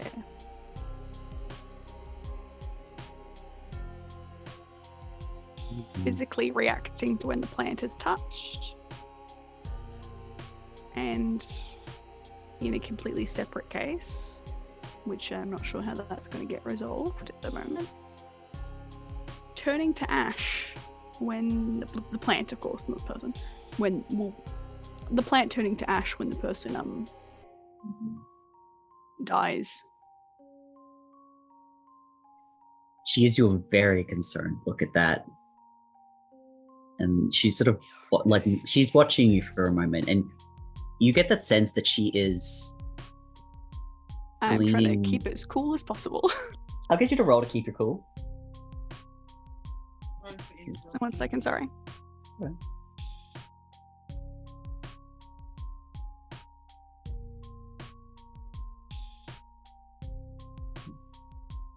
Sorry. That's all right. All right, keep my cool. That will be, if I Cold. can scroll back to my sheet. This is gonna go so well. Mhm. I'm an expert at cold. Where is roll 20 gone? There it is. Okay. D6, and it's just the 1d6. 2d6. 2d6. Always 2. I'm never gonna remember it. Every single time I'm gonna have to be reminded. 6. Cool. You feel like she is staring into your soul, and she's definitely gleaning a lot more than what you're just saying.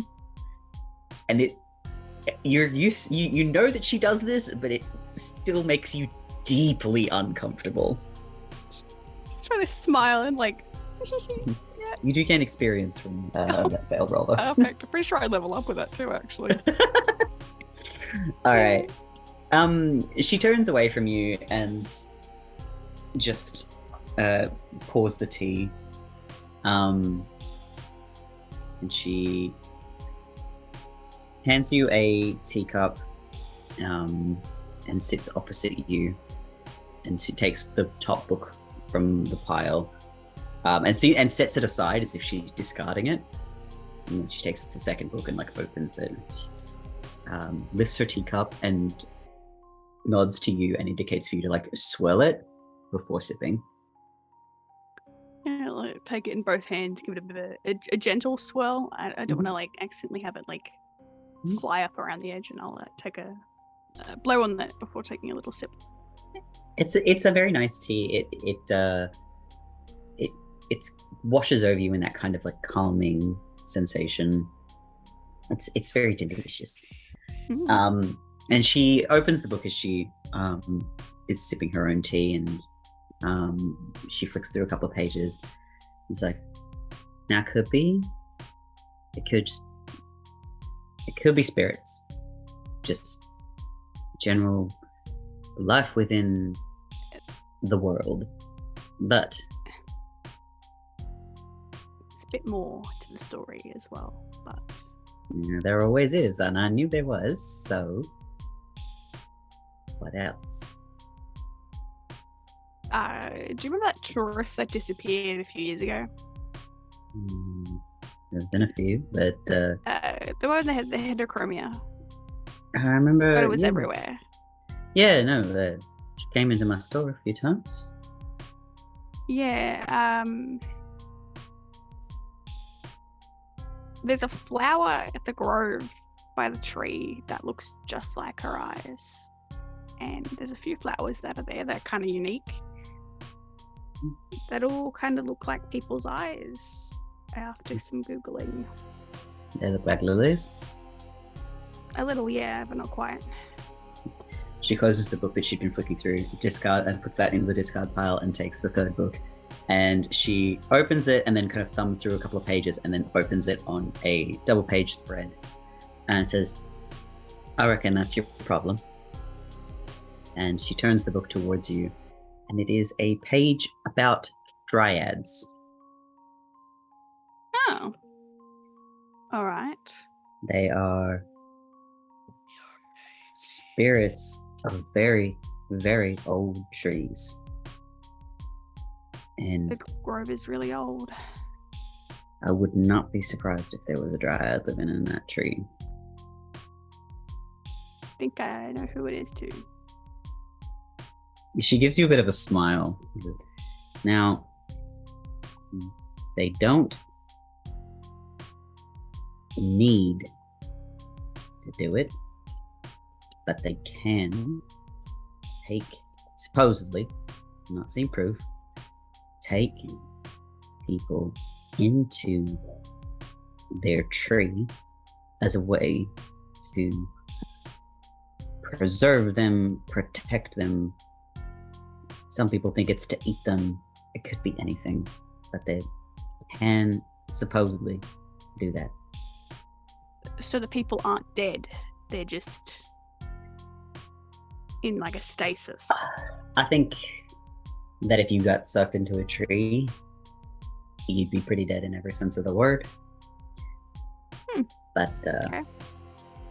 again, I'm not an expert on dryads. I've never met one. I can tell you about werewolves. I've met plenty of those. I have never met Fuzzy. Now, as for these cuttings that you're talking about, you reckon they come from that tree? Definitely.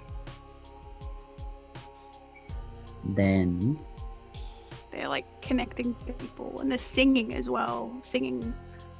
drawing the people who are connecting with them, or drawing them. I'm not to- connected to any of the plants, but I could hear it. Well, it was a bit. It was faint, like it was in another room, but I could still hear it. She leans over and she taps you on the nose and says, "And that is because you are connected to things in general. You're Yeah. a witch, and you are connected to the spirit and the magic of the world. That's why you can hear it."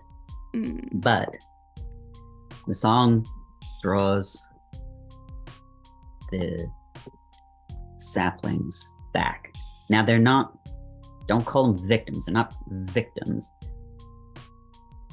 If these cut-ins were done by someone else, then they are stealing bits of that tree, bits of that dryad. But if the dryad gave them, it could be seeking something, reaching out.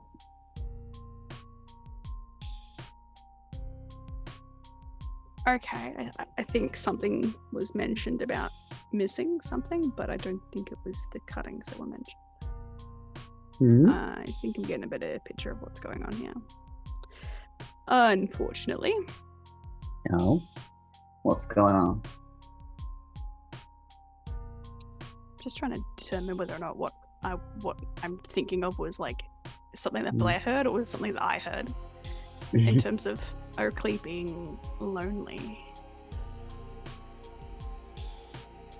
Don't know if I noted it down, so I'm just going to not mention it for now because I don't know. I don't want to accidentally be something matter. Just yeah. Well, I think you should determine where the cut-ins are coming from, who the cut-ins are coming from. I think they were given willingly, the cuttings. Well, then you should find out why. Why would... Okay, if you were an ancient spirit of a tree, why would you take pieces of yourself? Like, that would be like pulling off your fingers. Why would you inflict that kind of pain on yourself just to draw people in? You don't eat them. You don't eat people. You're a tree. You eat sunlight. You drink water. Why would you willingly cause yourself pain to try and draw people in? It sounds almost like when you hurt yourself to get others near you. It's a dangerous thing. People can't, not everyone can look after plants. And from what I've seen, said dryad, if that's them, gets quite upset when that doesn't happen. may have pissed the dryad off a little bit, but I will attribute that to my lack of knowledge and their general demeanor to something. Blair's trying her best not to mention the said dead thing again, just in case, because I don't want to technically nothing means it was illegal, but it can be dubious in nature. All right. At this point, you're probably both getting close to finishing your tea. Sorry. You're getting close to finishing your tea, and she indicates for you with the last little bit of liquid to just swirl again, and then she indicates to upturn the cup onto the saucer. Blair's probably seen her do this plenty of times, and pretty much does it on instinct now of just swirling and then tipping it. Yeah, she's done it like to you before as well. Like probably the first time that you really became witchy, that was one of the first things she did for you. Get a test, Yeah, and she pulls your saucer over and has a bit of a look at it. You making new friends? Some new, some old. I'm getting lots of connection, reconnection, finding things. I reckon you'll be alright. I reckon you got this. Yeah. Don't do it alone, though. Don't do it alone. Oh, I don't think I'm doing any of this alone. That's good. If I can help it, who knows what will happen to me. Alright. Take a photo of that for reference. Yeah. Zephyr just takes a picture. Yeah. Anything else, Darla? I think that's it for now, Ms. W. You look after yourself. I thought I'd actually be met here by all of them. Oh, I fucking didn't send it. Looking at her phone now, seeing the message just remain unsent. Like, you can hang around as long as you want. Hit send now, but I think I'll keep reading up on this dryad stuff. She heads back out into the main part of the store and lets you have free run of the back room. Hell yeah. She trusts you. An extremely trustworthy individual.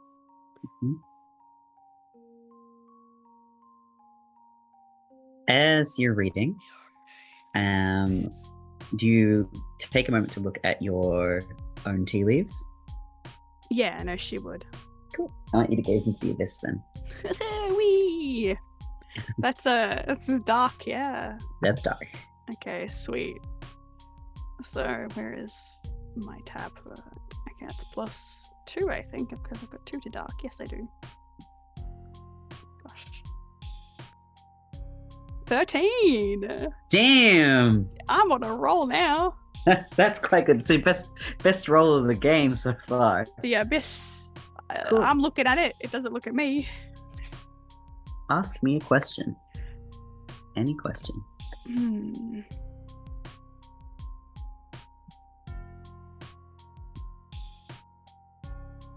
Well, I think I already know who the dryad is. I think it's a little bit in our face.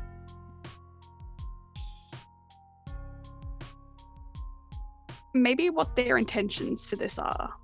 Cool. Why they are collecting people. So you're asking why are they doing this? Why are they doing what they're doing? Cool.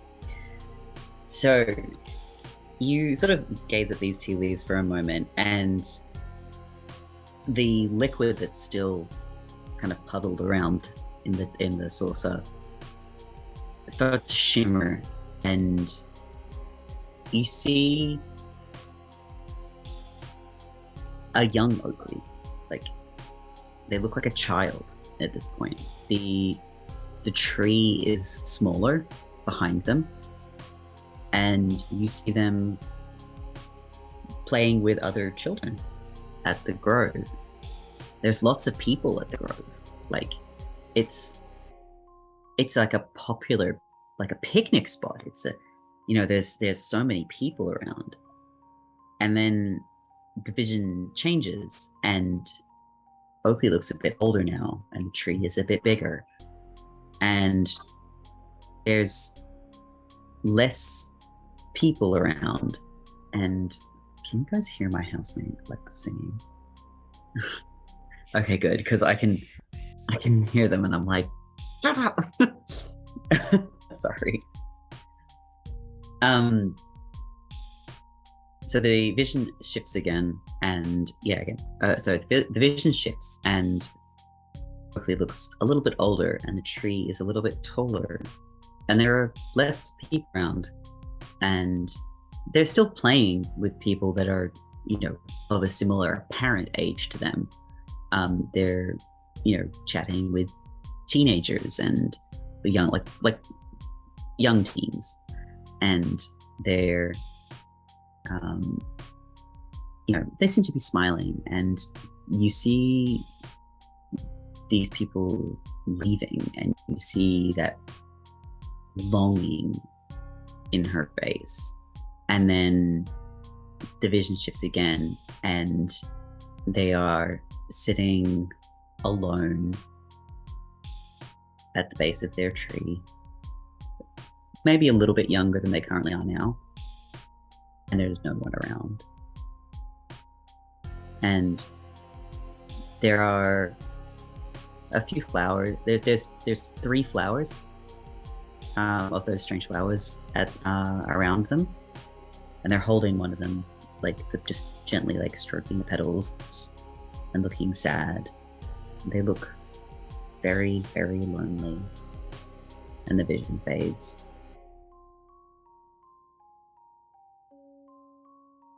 All right, that makes a bit of sense. You can also take 1 forward to addressing that particular vision. What does that mean? Just a... So, like, if you are doing a roll to basically fix this vision, or like do something in regards to this vision, whether fixing it or breaking something, or finding out more or helping or whatever it is you're doing, you can get a +1, get a bonus on it. Awesome. I think at that she'll send an additional text saying, I think I know why Oakley's doing this. We all need to chat somewhere that's not the Grove. All right, Velvet, I'm assuming you're checking your messages? Yep, so... Yeah, you just Velvet kind of would received definitely- the message from Blair. Velvet will pause the YouTube video on how to safely cut down a tree and look at the message. Yeah, Blair's at Soot and Cinder. And potentially knows what to do. Then we'll make a detour to the Soot and Cinder. Cool. So, guys, park on Main Street and walk down the little side street to Soot and Cinder. I'm going to leave you guys there for a second and just also quickly duck back to Erin. How are you feeling, darling? Rough. Mm-hmm. Scared. Really just down in the dumps and feeling quite alone. C's brought you some water as well. As you're sitting at the table, sort of moping quietly, the bell above the cafe door rings, and Oakley walks in. And she comes straight over and sits at the table opposite you, Hi, friend. Oh, hey, Oakley. How are you? Oh. Okay. They sort of nod their head a little bit, but they do look a little bit sad. Is something wrong? You look sad. Just, like I said, I lost part of myself, and it hurts. It's sad to lose a piece of yourself. But you look sad too. What happened? I heard yelling from next door. You know how sometimes there's some rotting roots in your tree and you need to get rid of them so that the plant would survive? Yeah, I've never had an issue with rot before, but I know what you mean. Yeah, that was that. But it hurts initially, but you'll grow taller. You'll grow stronger. Were they important? Yeah. They were. And I'll take like Oakley's hand onto the table and like cover it with my other hand and say, sounds like you have it really rough. You're having such a hard time. Why don't you tell me about it? I mean, we're friends, right? They smile very wide when you say that they're friends. I have been alone for a very long time. And I'm just looking for someone. But it needs to be someone who understands on a deeper level how to survive the way I do.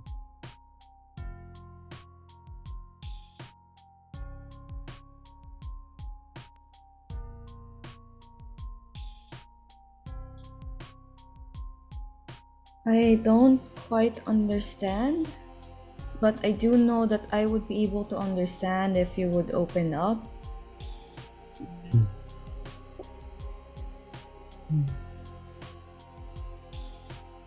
They sort of give you like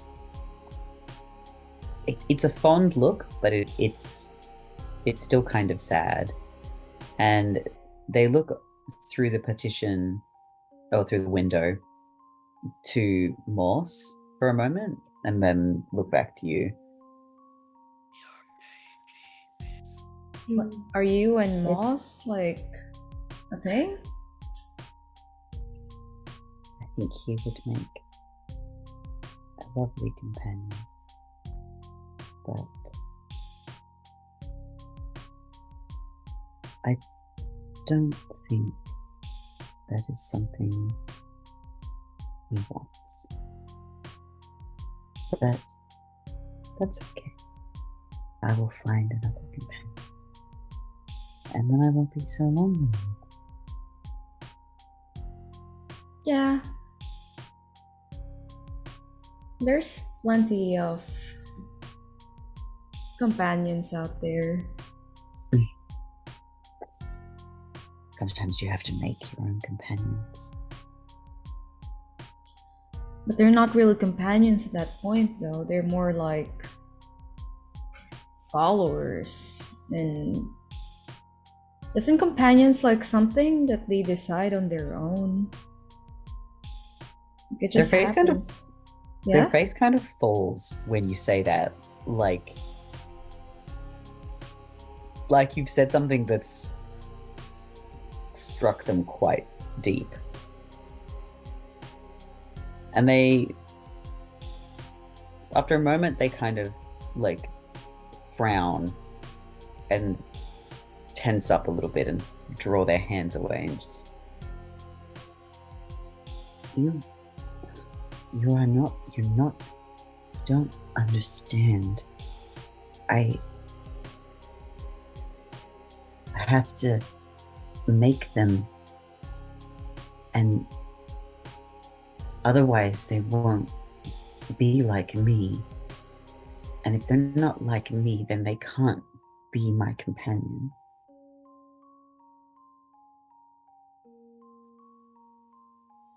Well, I may not know much, but what I do know is that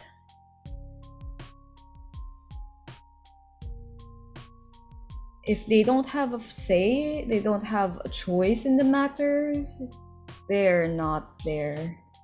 They're not your companion. Her frown deepens at this point, and they sort of stand and maybe you will not make such a good companion. Yeah, I've been told that. I'm sorry.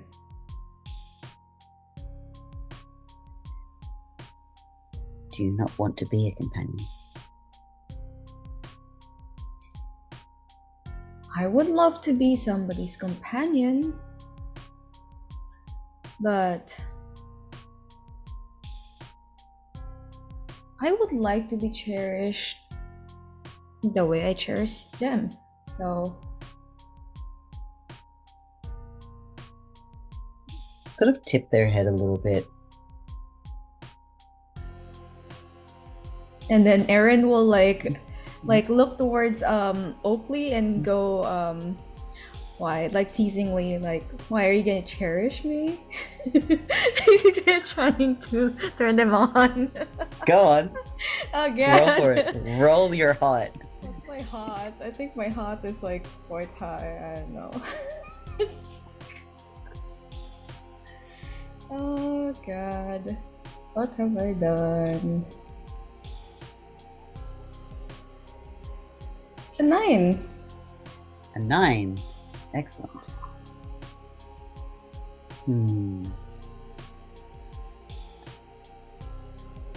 I'm going to, so 7 to 9, just for reference, they can either give you a string or choose one of the following reactions, which is I give myself to you, I promise something that I think you want, or I get awkward and I get embarrassed and act awkward.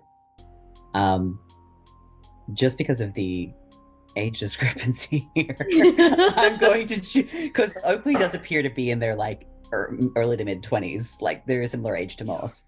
Like I'm gonna do, you can have a string on Oakley. That's for you, darling. Arian strikes again.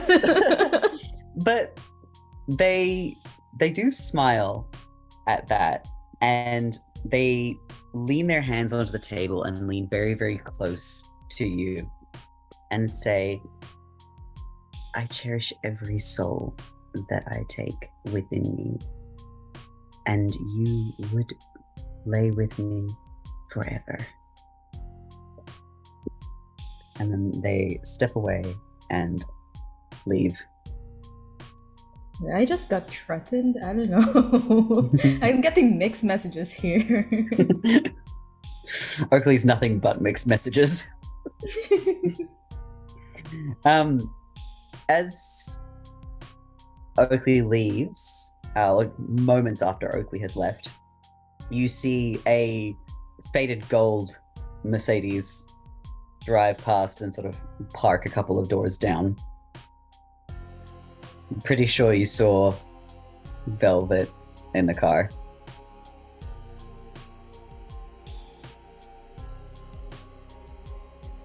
But Velvet and Marcus, you do spot Oakley leaving the cafe as you park, or as Callista parks. But they are walking away the opposite direction from where you're headed. Does Oakley seem to notice us? Nope. Oakley doesn't pay attention to cars.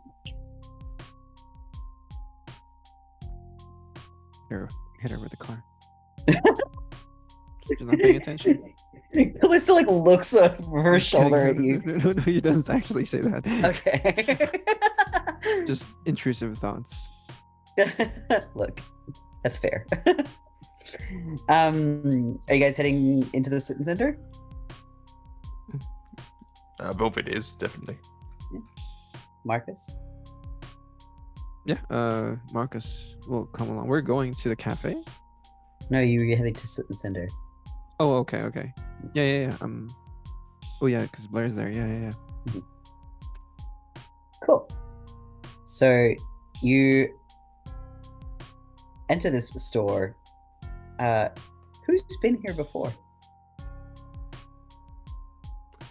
Ooh, I think Velvet may have been with Blair at some point in the past, but it's been a while.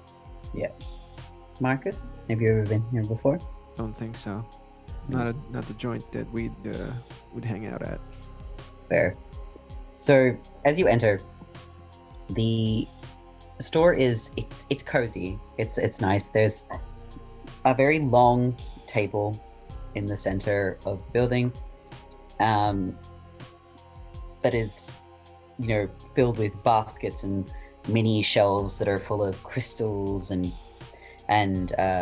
talismans, and there's statues, and the walls are lined with shelves that are filled with books and tarot decks and crystal balls, and there's jewelry hanging from displays near the counter, and it's the counter at the far end of the store, so almost opposite the door, and the wall behind the counter is lined with jars filled with various herbs and stuff like that, and there is a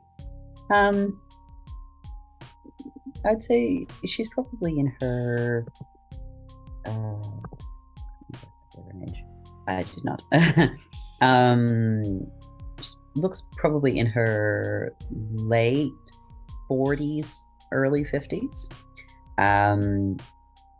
She's wearing something between like boho chic and like Stevie Nicks, but like really bright colors. Lots of flowing clothes and strange eccentric jewelry. She looks up and smiles at you. She's, welcome to Student Center. It's been a while. Blair here. She's in the back. The back is partitioned off by a curtain over the door, and she sort of pulls the curtain back and says, Blair, your friends are here. You're using the F word? Alright. Called like I imagine it's like a beaded curtain. Yeah, it's like it's one of those like wall tapestries kind of thing. Yeah, so okay. like yeah. So I just like poke my head out through of it and just Velvet? Marcus? The twins are standing at the door looking supremely uncomfortable. Mary Kate? Ashley? I like that one. Yeah, you can keep that one. A list of them. Can I take the book, Ms. W? No, books stay here, Don. You got your Can photo? Yeah, I do. Are they allowed back here just to look at this for a sec, or? I mean, I got pictures of the books, but it's if you want them back there. I swear I won't touch anything.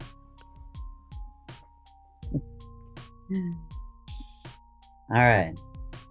Temporarily. I will hold the curtain. I'll step aside and hold it open. And Miss W indicates for you guys to walk past her into the back room.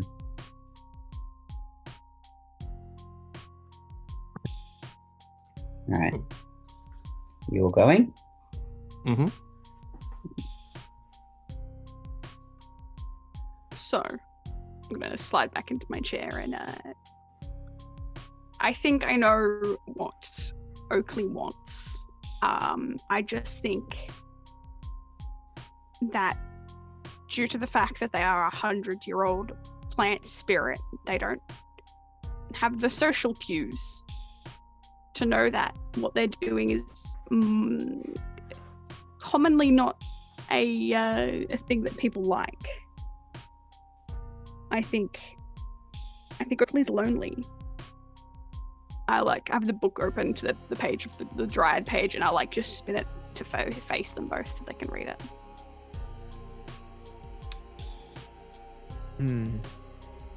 Huh. I think they're really lonely.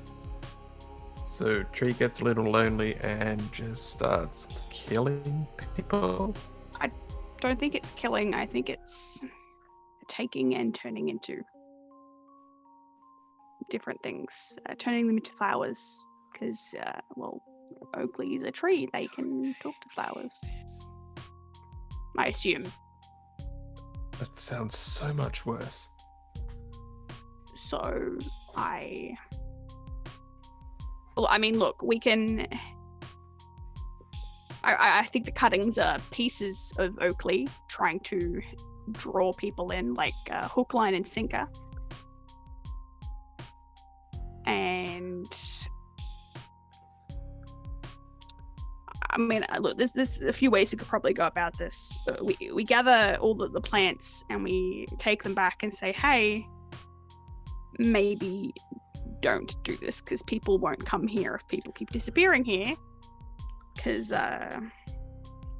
Well, I don't know if that's going to work because clearly the issue is people aren't going there, so she's handing bits of herself or a tree spirit friend, whatever it is. it's like fingers. Ew. Oakley's that's- actually cutting that's- off fingers. Yeah, And And those fingers That's- are bonding with people. those fingers are acting like a fishing line to try and bring people. okay. And the singing. This just keeps getting weirder and weirder. Yeah, I don't think, hey, you shouldn't do that, it's not very nice, is going to work. They may not know that it is not nice. They might think that what they're doing is entirely justified. Well, A tree, literally. Yeah, I don't think they care. Oh, We don't know unless we ask. I wouldn't mind sitting down and trying to have a chat with Oakley. I just think it won't go very well considering they are not too happy with me. oh, I'll have a chat with them. I didn't realize you were going vegan, but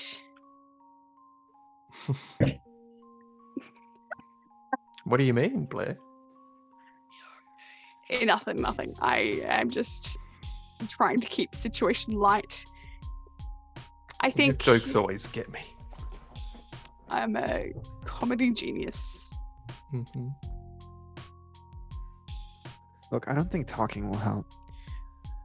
Last Why- night they didn't give a shit about an actual dead person. What makes you think they would care about other people dying? They care more about their plant. Obviously it's for self-survival, right? But their plant is them. They are the plant. That's the thing. Is Oakley is the tree in the grove. That is Oakley. It's an oak. Is it an oak? It is not an oak. It's a pine. Well, who gave them that name? So she's pining for friends. Boo! Get me out of here. Rocks fall, everybody dies. it's just a deeply hurt look from Blair. Just like, oh. Look, we could always ask, we could always see, but I don't think it needs to be done. I don't think we should go to the grove again, and not until we are prepared to do what we need to do. The final hurrah, because I think that is their domain. that is where they are strongest. So what are you suggesting? Well, I mean, they walk around town a lot. So if Oakley and the tree are one, Oakley is the So- tree. when Oakley in person form is walking around town, does that mean the tree is vulnerable? Are you planning to do something to the tree? Well, I mean, if you've got a homicidal tree that's just like stealing people and turning them into plants, and if no, don't do that doesn't work, well, yeah, I've got a solution for it. If talking doesn't work, then I will get the axe out of the shed. Out of the boot. I've got one in the shed at home. Okay. You keep an axe in your car? You're gonna- of course Are I you do. gonna cut the tree down? It would kill No, Oakley. nice. We are going to cut the Okay. tree down. As I much as I think- want to do that, I think it's I think plan there's- B. there's other people involved here. Other people that are bonded to the tree. Exactly. What happens to them if the tree dies? I don't know. They could get worse. They could get better. The reason why they get so sick when they're not around the plant is because they're drawn to it. They need it. And I think the reason that Edith got really bad is because she had hers longest and didn't go to the main source, like a drug addict whose normal fix isn't enough anymore.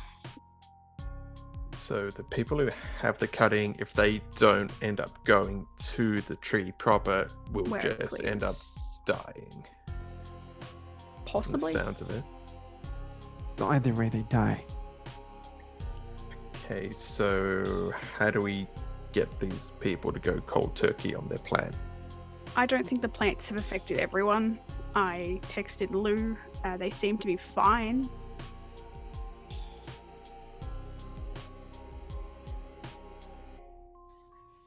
You know, Lou, the person that I hang out with a lot. I'm sure you've seen them around. No, I never noticed. Who? I'm sure you didn't. Lou? I mean, I know I hide at school, but come on, like... I mean, frankly, Anyway. they're shocked that you're both talking to me right now, so it's kind of like a So am I. game show. Ah, well, I don't judge you for how you spend your Saturdays. So how many of these cuttings are left out there in the wild, so to speak? We have the list of them, I'm pretty sure. I mean, the one that Casey... Is Casey... Like, where is Casey, too? Like, is Casey's still not dead? with them. Still dead? Oh, he's fine. Are they? Yeah, saw them this morning. Like I told you they'd be fine. They're fine. You did say some They're pretty harsh okay. things. Yeah. Well, heat of the moment. I did have a list somewhere of where everyone is, but I know that if I go looking for it, I'm sure I'll find it. I know Lou had one. I know Miles, I think, had one. I think that's the one that Casey had. Yeah, Miles is off the list. He's off the list? He's Okay. okay. He's clean. Look, if we're not cutting the damn tree down, I then we don't gotta think we figure out should how to either. break that bond.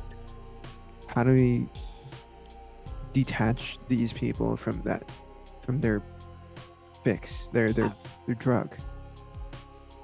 I mean, we could cold turkey it. I don't know if that would work, but is Edith alive? Is what we need to find out. Is Edith alive after this plant has been taken away from her? Is she doing better? I think we need to figure that out. Okay. Yeah. So assuming we get people off of these tree bonds.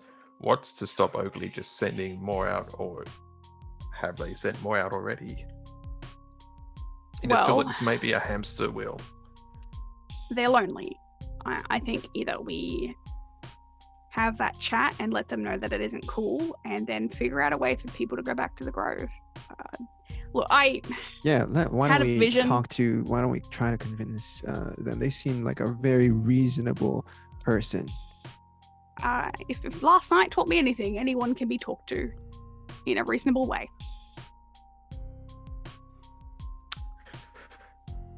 I Okay. think.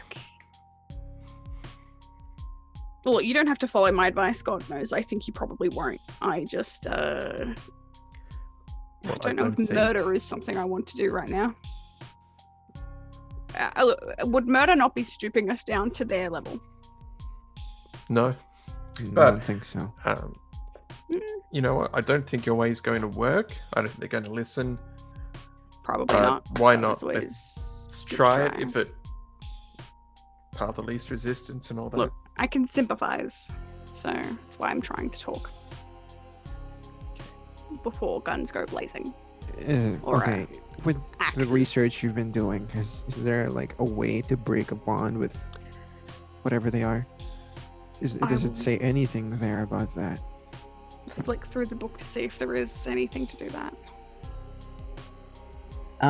There's not a lot of information about breaking the bond, because it talks mostly about trees becoming dryads, like growing a dryad spirit as they get older. There's not really any discussion about humans getting turned into dryads. But yeah, there's not really much information about it.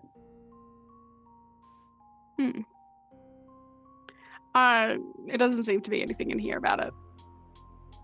I mean, look, our discussion may yield, but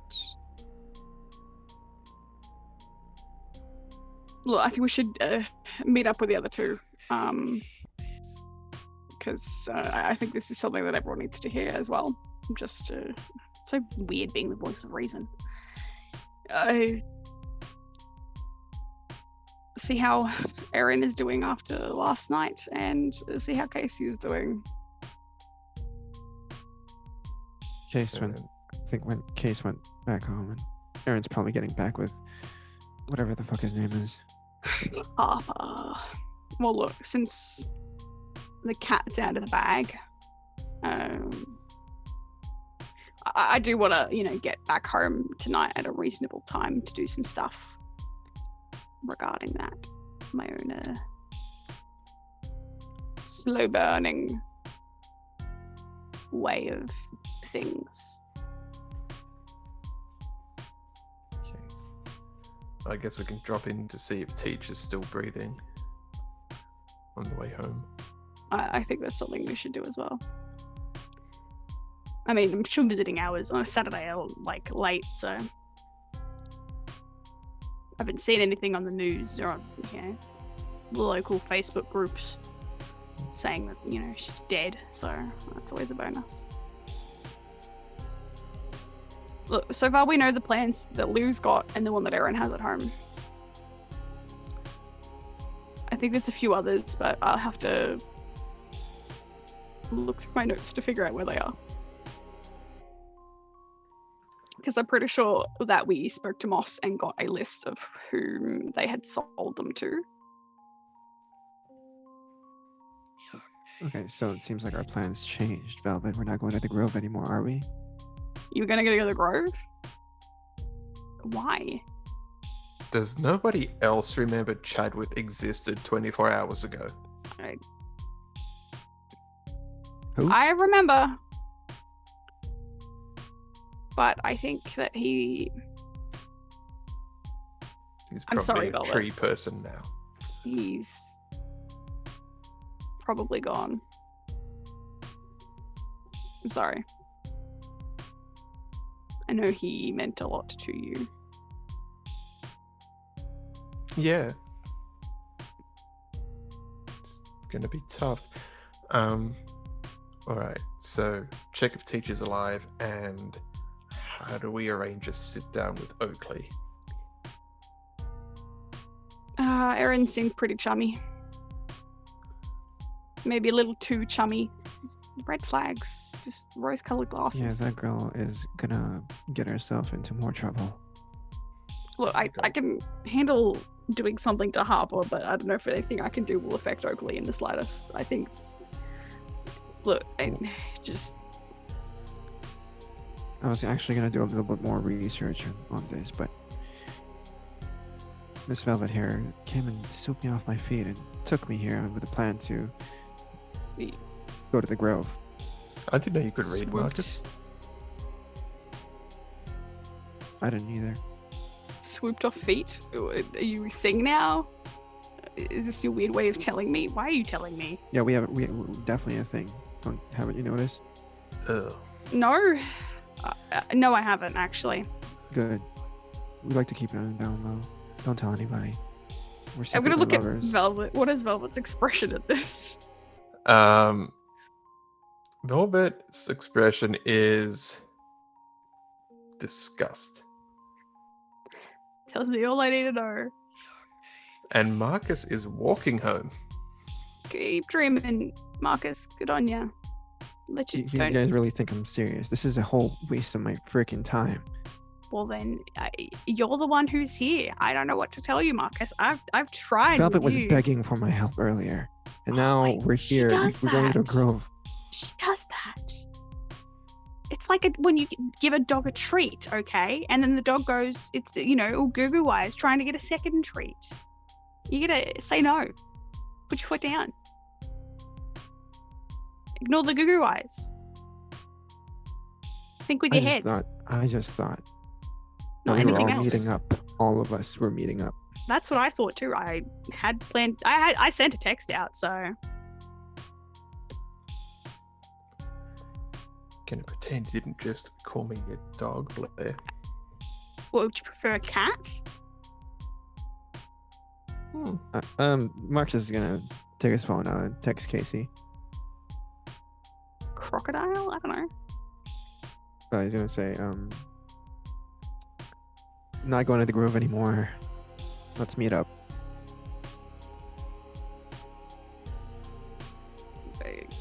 Where's Erin at the moment?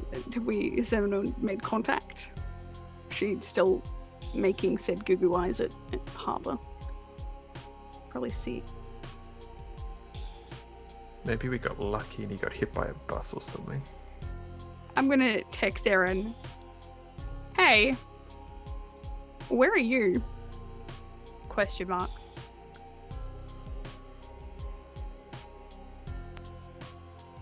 Do I get the message? Yeah, the message comes through. Looking around the cafe and replying at the cafe. Why? Ooh, how far away is the cafe from the Soot and Cinder? It's like a block. Like you're relatively close. All right. Cool. I'll say to Velvet Marcus, she's at the cafe. If we wanted to all go there, or we could just stay here. But I don't know how many more people Ms. W is going to let back here. You're already on probation. Not even. Sorry, special people allowed only. Marcus just turns around and leaves. Bye, Marcus. Coffee sounds great. I'll So you're all- text Erin back. We'll be right there. So you're all heading to the cafe. Yep. Casey, you also got a text message. Sure did. On my way I was on my way into town. Making my own way. Making my way downtown. It's How why I fast added are the you? word. It's why I added the extra word. Marcus leaves this game. All right, I'm walking and I just get this text saying, not going to the... I will call Marcus. Yeah, I'm gonna call Marcus. Oh Yeah. no. Marcus immediately picks up, not wanting to deal with Blair or Velvet. Hey, what happened? What's up? Where big- to now? A big fucking waste of time, that's what. We're going to the cafe. Aaron's there. Oh. The cafe. And I would sort of just look as if my entire internal GPS just shifted. I've completely changed which direction I'm walking. Where are you? If I set up at a jog, I'll be there in like 10. What? Maybe. I thought you were at home. I thought you were at home. Where do you think I live, Marcus? No, I mean, like, I thought you were going home. Where are you? On my way home. Oh, okay. I don't know, for some reason, I thought you were already going to the Grove. I was going home, getting out of these clothes, which I died in, and I was then heading to the Grove. But apparently, I'm just so. Am I just meeting you there, or is the whole? What happened? Why is it suddenly? Okay, Help so here's the me thing. understand, Here's the thing. please. Yes. Velvet, brilliant plan, by the way, to go to the Grove, right? Yep. Stop by to at the student center to pick up Blair. Blair is knee deep in research about, I don't know, fucking dryads or whatever they are. Tells us that, you know, it's probably not a good idea to go to the Grove because apparently Velvet's plan was to, I don't know, harm the tree, the big ass tree that we encountered last night. Yeah, that was the plan. Now that's not the plan anymore because that could possibly, well, if we burn down that tree, it could also kill the other people that are bound to the tree, you know? So Okay. we scratched that plan, and I guess we're taking the diplomatic approach to. We're gonna negotiate. Well, granted, I negotiated with the other plans and with like the cutting, and that went okay. Yeah, but that wasn't Oakley. True. Well, Oakley I could would care mind. less. I mean, they didn't give a shit about you last night. That interests me a little bit. So cafe then. All right, Cafe. and then we're going to enter into the diplomatic negotiations with a bush. Okay. Yeah, it sounds stupid. I know. Yeah, I don't want to be here. I hate our lives. I hate our lives Yeah, I know, I so know. much. I should have just listened. I should have stayed at home and did my research. All right. Oh, the God. I'm not in good enough shape for this. I'll be there as soon as I can. All right. I'll shoot Aaron a text. Cool. All right. All right. Wild. All right. I'll be there in a bit. Ugh. Marcus. Play nice until I get there. I'll try. And he hangs up. Yep. I will, before I start running, I will shoot Aaron a text. It's probably best to break the ice on this one, not in the middle of a cafe. Hi, I'm back again. Are we cool? Everyone's meeting at the cafe. And I'll just send that through, and then, well, you know, I have very few things can get much worse. And then I'll head in the direction of the cafe. Hi, I'm Don't back tempt again. fate like that. Yeah. That's what I'm meant to do. Right. Yeah, hi, I'm back. It happened again. Are we okay? Cool. So, the three amigos and the twins head to the cafe where Aaron is. Aaron, you just got a text message from a dead person. How you feeling about that? I don't know how to feel about this. Like, there's like tree snatching people up. The plants are talking to me. A dead person came to life. Like Easter, did Easter just come by like really early or what? Amazing. I just Erin is gonna move to the outside like patio rather than staying inside. Yep. So it's like a bigger table. Yeah. There's a patio. the way that the shop is set up, there is actually like a back courtyard. So it's like behind the building, and there's like 2 big picnic tables set up out there. So the rest of you arrive. Erin is not in the cafe when you get there, that you can see. And Z sort of like waves to Marcus. That's good.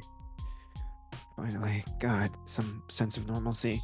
Hey, Z, what's up? What's the deal? You guys missed some incredible fucking drama this morning. It was so good. What? All right, spill. Well, look, it ended with me throwing a drink on somebody, but I'm assuming you guys are here for Erin, like she's out the back. No. Who would you throw a drink on? No, go ask Erin. Erin? Yeah. Oh, Erin, yeah. Yeah. I'm assuming that's why you're here. Oh, you guys, I don't know, like you guys seemed pretty tight like the other day, like you and those guys. She gestures to Blair and Velvet and the twins. We're best friends. We have matching super bracelets. Oh, Inseparable. wow. I'm so sad I'm not involved in that. We have a spare. She like holds her wrist like in like mock defense and like rolls her eyes. I'm sorry. There's like her wrist is completely bare as she like brushes her hand up and down her arm. She's like, my dance card's like completely full. I already have Miles and Marcus and Casey on the board. I totally miss hanging out with just you and Casey and Miles. He says under his breath. Well, stiff shit. You're making friends now. Go be social. He just shakes his usual? Head. Yeah. Okay. Thanks, Z. Bye. So you all head out into the back courtyard where Erin is sitting at one of the picnic tables. Yo, Erin. Oh, hey guys. Hey, new girl. Hi. Oh. Missing someone. Where's Casey? Sprinting here, I would assume. Coming. I'll get here soon. Really should get them like a motorcycle or something. Or a Segway or a scooter, something that doesn't. Heelys. Yeah. Heelys. Erin, we heard there was some drama here this morning. Heard Z spilled coffee on somebody. You do get told who? You don't have to tell us, but I'm sure these two will be shitting themselves if they don't find out. I mean, I think we should wait till Casey gets here because I kind of used their name on the whole thing. Oh. What do you mean their name? Like, what did you do? No, I gotta wait. But before that, like, what's our plan with the whole plant snatching thing? Because I just had like a talk with Oakley, and I think I was kind of getting to them because they look really frustrated when I told them that it's bad. Oh. You told them that the people snatching was bad? No, forcing people into becoming their companion is bad. Well, that's the companion making. Oh, that's kind of slave making. That's not companion making. Well, they're a dryad. Then she got they got upset because they said that Moss is not good enough to be their companion, and then they said that I wasn't good enough to be their companion, but then they changed their mind and said that maybe I'll be a good companion. I don't know. It's all mixed messages. They're lonely and they want... no one goes up to the Grove anymore. I mean, granted, people go missing around the area, so naturally no one's going to want to go up there. The Grove is so lovely. R.I.P. Chadwood. But, yeah. They're lonely and they're making people the only way a plant knows how to make people.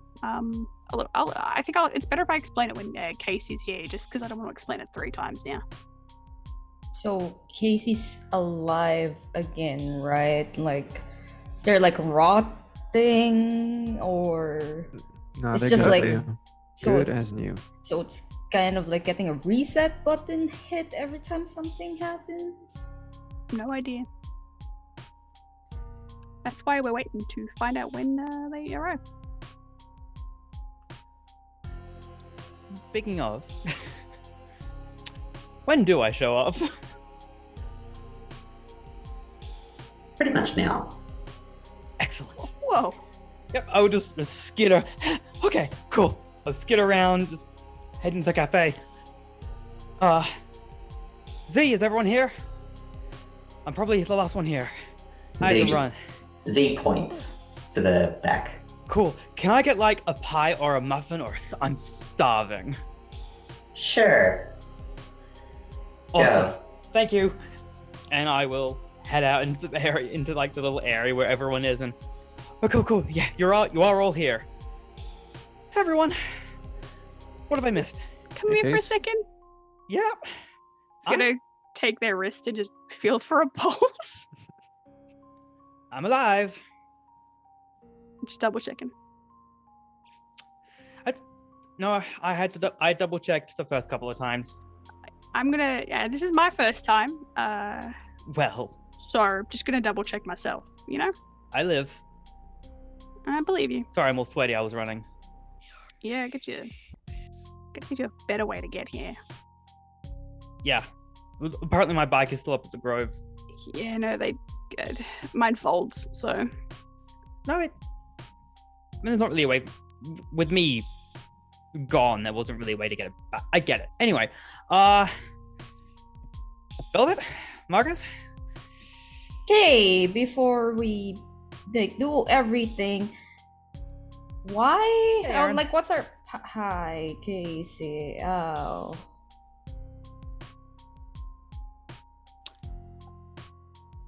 where do we want to begin? With this The drink spilling. I really want to know the drink spilling There's a what now? situation. Drinks Yeah. with- Z spilled some coffee on somebody. Yeah. For the Z first never time does the today, I copy. agree with Marcus. I know. I was.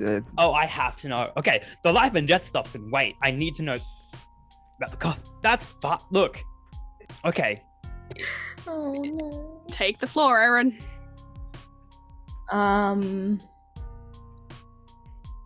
I think me and Harper might be on an extended break. I don't know. There were words exchanged, and for some reason, like Casey's name came up, and Harper got extremely jealous. And they said that I changed because I went to a party with you all. And things happened, and Z just dumped the coffee on Harper and kicked them out. And then Oakley came over to comfort me. And then we talked, and I told them that it's bad to, force people to be their companions, because that's kind of just slavery, or like being followers rather than friends. And they got upset, and then got flustered when I teased them, and some more mixed messages, and now we're here. Yay! So don't be surprised. I don't know if Harper will actually do something, but He can So try. there's so much. A lot to unpack. Unsurprisingly, my priorities. So, well, first things first. Are you okay? Like you and Yeah. Harper aren't haven't exactly. That a Screw lot. the guy. So much of that is our fault. So, are you okay? Are you all right? no. I will pat Aaron on the shoulder. Is there anything we can do to help? Want me to sock him in the face again? No, we're not doing that. We're not doing that. Yes, please. Please, not. physical harm, I mean, Z probably already did the job, you know. in This is- regards to emotional and mental support, is there anything we can do?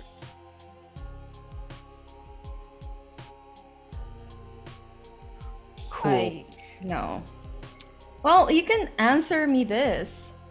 Mm-hmm. Do you think I'm pretty?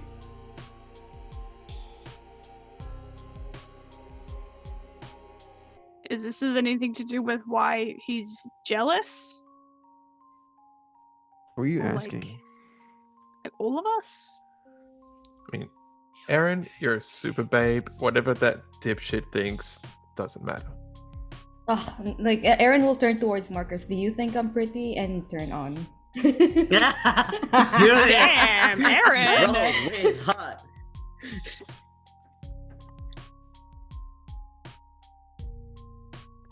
You failed that roll. I failed that roll. Take I'm just some- like sad. What was it? It was a 7. I don't know. seven's not a fail. Seven. Oh, really? Seven's a partial. Okay. It's a 6 and below that's a fail. Oh, okay. So it's a partial success. So on a 7 to 9, they can either give you a string or choose one of the following reactions. I give myself to you, I promise something that I think you want, or I get embarrassed and act awkward. So you and Marcus gets to choose. I can't counter roll with cool, right? With cold, right? I can't. No, I you can't cannot. Keep okay. I think Marcus is kind of caught off guard here. Mhm. So he would I think he would be a little embarrassed here. Mhm. I think he'd look from Case to Velvet to Blair, trying to avoid eye contact with Aaron. And he just says,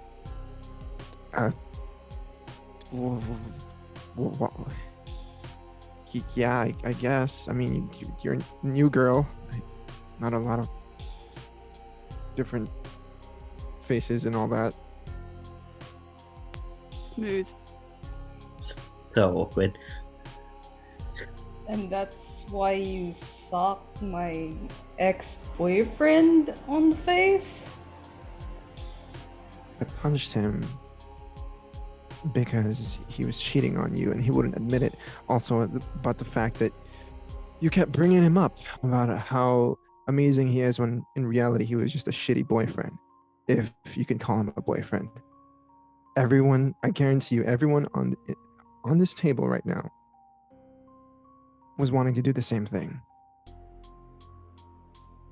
The twins nod. I mean, I wanted to do something a little more nuanced, but she shrugs. There's still time. Casey is bright red and looking anywhere else. I mean, if it matters, I think you're pretty, Aaron. Not quite my type necessarily, but pretty. I'm not blind.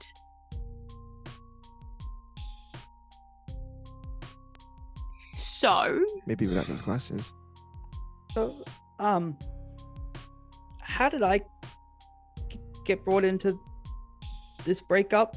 I don't know. It just came up because you were dead and I didn't know if you were gonna show up again. And then you're alive and now I regret using your name. You got used as a scapegoat. Oh, it was a convenient, like, way out type thing. Oh no. I mean, like, I was telling the No, truth. like, that's- I was like, we went there to have fun and I was trying to name the people there and you were the first one that popped into my mind because why do you always have to die in front of me? that implies so much. Do you know how hard it was the first time? Like, oh my god, we should not talk about this here. We should just focus on the plan Yep. and we could talk about this later. Sure. Absolutely. Yep. Cool. There's many elephants in this room right now. Not really. I died. I'm back now. And because I was dead, it was fine using my name in vain. Does it count as using my name in? I was a suitably cold scapegoat. Room temp. But did you dislike it though? Did you just on a roll today, Aaron? At least 3 people. She's lost one lover. She's got to find another. I sit back, I mean, she's on the prowl. I don't mind. I can take it. Harper never liked me anyway, I guess. Sure. I mean, if you're cool with, like, boy, where's my muffin? I'll be back and then we can fill it on the plan. Just 180 and I'm back at the counter. Can you grab me at least a cookie? Sure. And I'm gonna. Can I give like Casey a condition?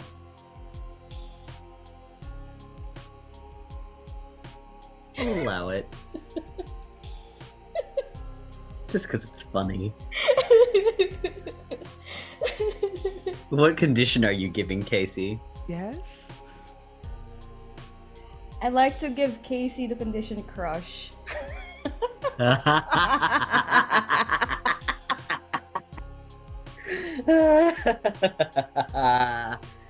I love this game so much. I'm gonna slash your tires.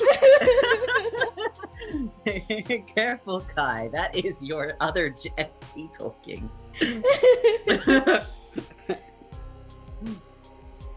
Great. It's fine. It's totally fine. So you run back into the counter, and Z gives you like this weird look because you're very obviously flustered. It's just like, are you okay? Yeah, I'm fine. Shit. What did Aaron want? Cuff. What did Aaron have last time? A latte. That. And something for me to put in my mouth. No, I want something for me. I would like to put something edible in your mouth. In my mouth. Uh-huh. Immediately. To be fair, because that way, edible. when I'm back at the table, I don't have to talk. Because food will be going in my face.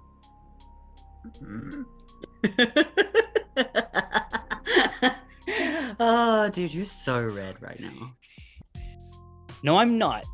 It's because I ran here. No. You're just really red. It's because I ran here. And keep telling yourself that. So I'm all sweaty and gross. You're never gross, darling. You should have seen me 12 hours ago. Yeah. The fuck? Long night. Okay. Latte. Water for me, please. And muffin. Big. Something like. I'm gonna get you some Help me. quiche. Oh, that works too. Just something from my face. She gets you a massive slice of quiche and Thank you. a latte and some water. Thanks. Go Yep. get him, Tiger. What? Why No, are you it's only just- getting coffee for Aaron? She asked. I You think. get something from Marcus? What about Velvet or Blair? Or the fucking, shining twins? You know what? I'll go check to see if they want anything, but in the meantime, I will not. Shut up! And I'll head back to the table. I know you, Case. Bye. Shut up! Shut up! Shut up!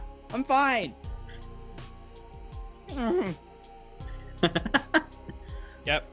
Yep. I'm back at the table, and I would just. Where is the spare seat? Like the spare seat that is the furthest away from Aaron. Interesting. Well, Aaron can have the latte, and then I will sit and perish. It's next to the twins. That's almost worse. That's worse. It's so Great. much worse. I will take that seat and immediately put as much of the quiche into my face as I can in one go.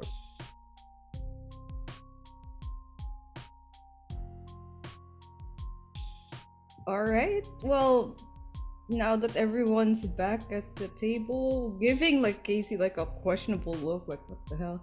Um, should we prepare our like anti-Oakley plan? That's what I wanted to speak about. Ignoring everything that's just happened, I'm gonna make a conscious effort to repress that. Yeah, I want to go home. Pretend I do not see. My reading has sort of shown, reading and visions have shown a few things about Oakley. I think that they're a dryad. I think they're very, very, very old and very, very lonely. Which, in a way, I can sympathize. I mean, it does make sense. The voices, the singing sounded really sad. Oakley have mentioned that they were sad. Question is, how do we cut off the connection between Oakley and the plants? That's a good question. I wish we got like a monster hunter in the group. I would prefer not. Personally, just, on a whim. Someone who didn't hunt monsters or supernatural beings. Marcus is visibly, well, I don't know if it's visibly, but he tries to keep his composure, looking left and right with his eyes. Yeah. Nervous, sweating. Yeah. Casey is now on assault from two fronts in that regard. Yeah. Marcus is gonna try to keep his cool in this situation. Roll for it. You're already awkward. Yeah, he was already affected by Aaron's talking. Mm-hmm. What the hell? It's a good day to be unaffected. Oh, I got a 10. Nice. Nice. So you are cool, and you can ask me a question about the situation if you would like. Like this particular situation or the monster at hand? So on a 10 up, you keep your cool and gain insight. Ask the MC a question about the situation and take one forward to acting on that information. Okay. What's the best way to break, or I guess deal with the bond situation?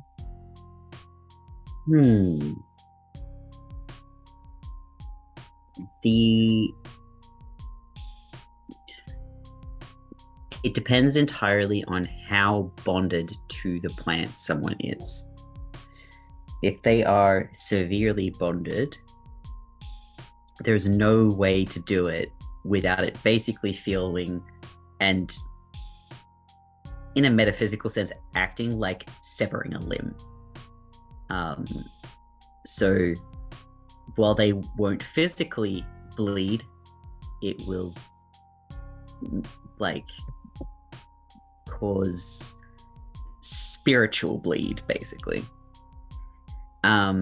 But people who are less connected to their plants, like they haven't had them as long and such, can simply remove themselves. It kind of like as the was used as an example before, like a drug addict going cold turkey. You have to go and give up your plant. Oh, just kind of give up the drug?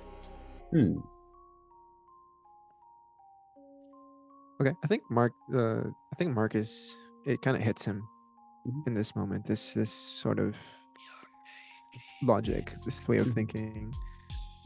As they're speaking, he kind of just pipes up and says, "Guys, I think the best way to deal with this is to just find the people who've got these plants and take the plants away from them." I was gonna suggest the same thing.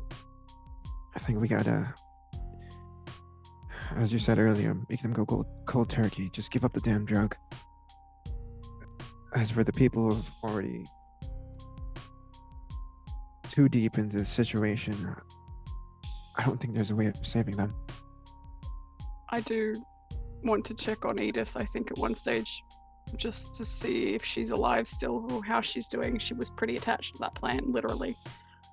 You can always just call the hospital. Yeah, I guess. But like, unless we're family, they're not gonna give us any information out on her health and her public records.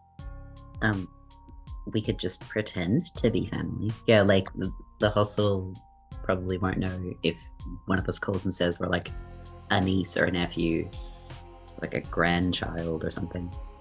Yeah, she was kind of old. Yeah, I guess that could work. The twins just sort of shrug. Yeah, better than nothing. I know where one of the other clippings are currently, other than the one that Erin's got at her house. I'm pretty sure Moss gave us a list. I've got a list of all the clippings, and Moss did say that they'll give us the rest if they manage to sell more, which I hope they don't. We did tell them not to. You can ask. Or we can just go in and take them. But Moss had one of the plans, and Moss was closed. Like if you look next door, it's closed. And Yeah, Moss I and noticed Oakley sounded close because Oakley was crying to him. It could be that Moss is the next target. But And that we Oakley need did act say fast. that Moss is not companion like quality. I think people die. I think what Oakley is doing is causing people to die, and it's not what Oakley wants. Oakley wants somebody who's going to be there for them for as long as they live as well.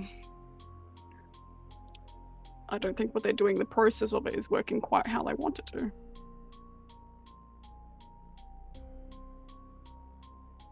I mean, what would you do if you were alone? Absolutely anything to get people to be near you. Yeah, Oakley did say something similar, that they were looking for someone who is exactly like them. Blair doesn't make eye contact with Velvet too as she says that last part. And I guess we can search more on how to, maybe we can try it if she's like a dryad or whatever, like a tree spirit. Can't we She's a like dryad. can't we just seal them? It's more like the pieces of the tree are like her fingers, like their fingers, and they are giving them out to try and lure people to them to, I guess, trap. But not in a way of what we think, in the way that a dryad would have somebody there. Those flowers are people. Those flowers are people who have become very similar to what Oakley is. I don't think that they're exactly the same. I don't know if you can turn somebody into like what Oakley is. But I think we need to gather up all of the saplings and talk to Oakley about it. No, I think that Oakley will get aggressive if you do that. Oakley sees, I guess, each and every one of them as like a companion, and you are taking away their companions. How do you think somebody like Oakley would react? Then we talk to Oakley before we gather everything up. I just don't want to talk to Oakley, have it go wrong, and then all of the people who have saplings get affected. I talked to Oakley, or tried to, but we can try again. But yeah, my god, if only we have more information about dryads and their weaknesses and anything we can use. Keep in mind, Oakley's like hundreds of years old. I know, but come on, every lore there is, myths, stories, folklores, there's always like a weakness to the monster. I'm just Not- gonna turn my head and look at Marcus. Yeah, he's Not- doing the same. Everything is accurate in the stories. I mean, we have a person who just rose from the dead.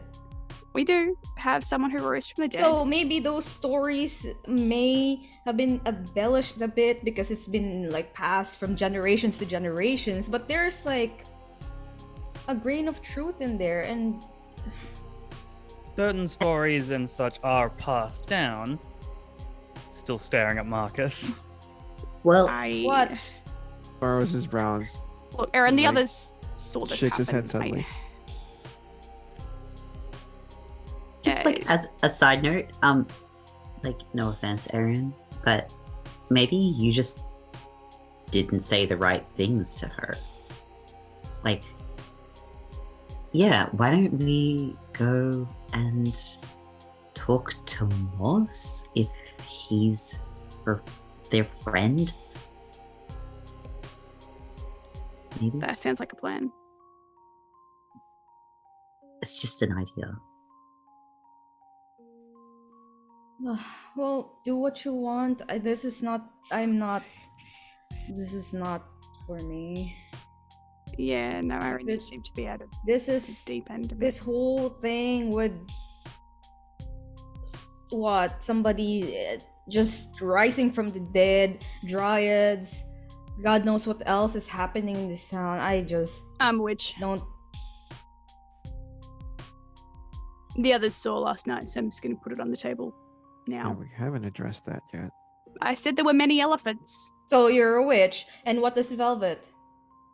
Just Velvet. Are you human? Just little old me. Yeah.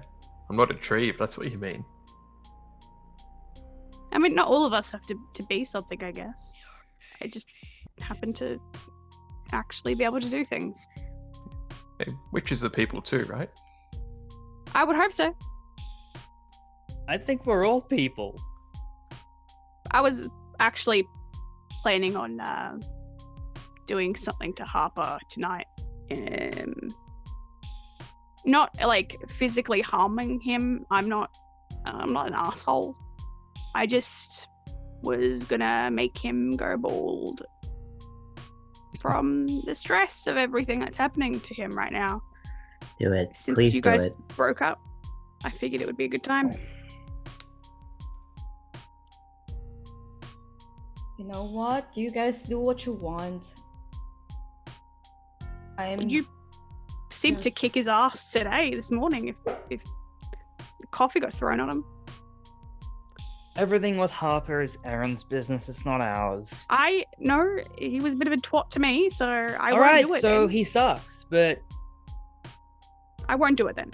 I You know what? You Aw. guys do what you want. I'm gonna go to the library and see if I can get anything from this. We're gonna- Are you sure you want to go alone at this time? We were gonna go speak to Moss, I think. We'll find Moss at least. And you feel free to talk to Moss. I just want to go do research now. And Erin's just gonna like leave her coffee and then walk away. People are difficult. I'm not good at it. Well, me and the twins will check in on. Oh, what's her name? Teach. And I Edith. don't remember the names. Edith. That's Ms. it. Turner? Yeah. Auntie Edith. We're so distraught that she's in hospital. We, just want to check up, make sure she's okay. I just I have don't to brush up my acting skills. Don't know how wise it's gonna be to I guess split everything up at the moment, but I guess if nobody messages back, then they've got turned into a tree. So Why don't we just agree to like reconvene somewhere at a set time? Yeah, Well, we could do that why not here tomorrow? tomorrow. Oh, wait, how late in the day is it actually? It's like 12, like maybe 1 Oh. o'clock. Yeah, maybe Noon. 1. 12:30, 1 o'clock. Oh, I thought it was later. My bad. Reconvene like 3 o'clock, 4 o'clock? I don't know. May I as well. have to do a couple of things, but I'll see if I can make it then. Am I the only one going to Moss then? I mean, we can come to Moss as well. Like, it's just going to be a phone call to the hospital. We don't need to Oh, actually okay, yeah. drop in. Yeah. Cool, buddies. What about you and you two? One of the twins points to Marcus and Casey. I'm going home. I'm not quite done with my research. Packing it in and going home. Man, that's so helpful, Marcus. But you do that. Yeah, I'm gonna do that. I'll go check on Miles, considering I took his plant and then died. Yeah. And then I might go see what my family have to say about me vanishing for a night, and then I'll go grab Marcus and meet you guys back here. Sounds like a plan. I don't like how close Erin is getting with Oakley, given all of this that we're noticing happening. Yeah. Sure, I may have been a bit of a nosy bitch and, stuck said nose somewhere maybe he shouldn't have gone, but still, he was a dick. He's a dick. He's not dead, he's a dick. Yeah, I don't think any of us regret yesterday. I'm not gonna do anything to him. I respect Erin enough not to. He can keep his hair. If need be, I'll swing to the library on my way back from Miles's place. Make sure she's not falling apart or talking to Oakley again. She seems to like you. Yeah, I think she's pretty fond of you. Yeah, sounds like a date. No! It's part of the mission. You're gonna faint or something, you're like really red in the face. I ran here. Yes, yeah, but we've been sitting down for like the past 20 minutes. I ran here really hard. Right. I bet you did. Phrasing. Your thighs must be killer. Chafing. Pun intended. Let's wrap it up and do this. Yeah. Uh-huh. Let's get this show on the road. Absolutely. Awkward. Yeah, this sucks. See you guys back here at like 4. See you in a couple of hours. Deal. I think Marcus would walk out with Casey, but we can save that for next game. Easy, yeah. And with that, you all part ways. Yay! Good job. You absolute trash fire human beings. I don't know what you're talking about. We're well Love put you guys together. so much. I think we all did great. Thank you all for joining us. We will return to Iluka Springs next week, so we'll see you then.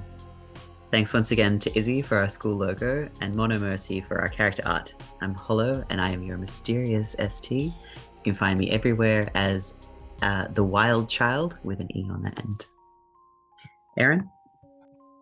Hello, I am Rena. I played as Erin, the girl whose world is just falling apart. And you can find me over at the Overlord anywhere. Velvet? Hey, I'm Matt, been playing Velvet. You can find me at Blazing Lobster on Twitter. Blair? I'm Sam. I've been playing Blair. You can find me at Plague Maiden with an underscore at the end. Marcus? Hey, I'm Lou, and I've been playing Marcus, the very confused, embarrassed, and annoyed chosen one. Casey? I'm Kai, and I play Casey, who does not have time to be a lesbian. Do any of us have that time? There's always time. There's always time to be a lesbian. It's always time. Just a tiny time. That's I gonna am be a the- badge hey, look. on Blair's jacket. Always time to be a lesbian. In fairness, I am the gay that cannot be buried. You literally, Wow. you're the ultimate resistance to the bury your gays trope. I'm Immortal immune gay. to the trope. All right, bye everyone. Thank you for joining us. Bye. Bye. Bye. Yay. Peace.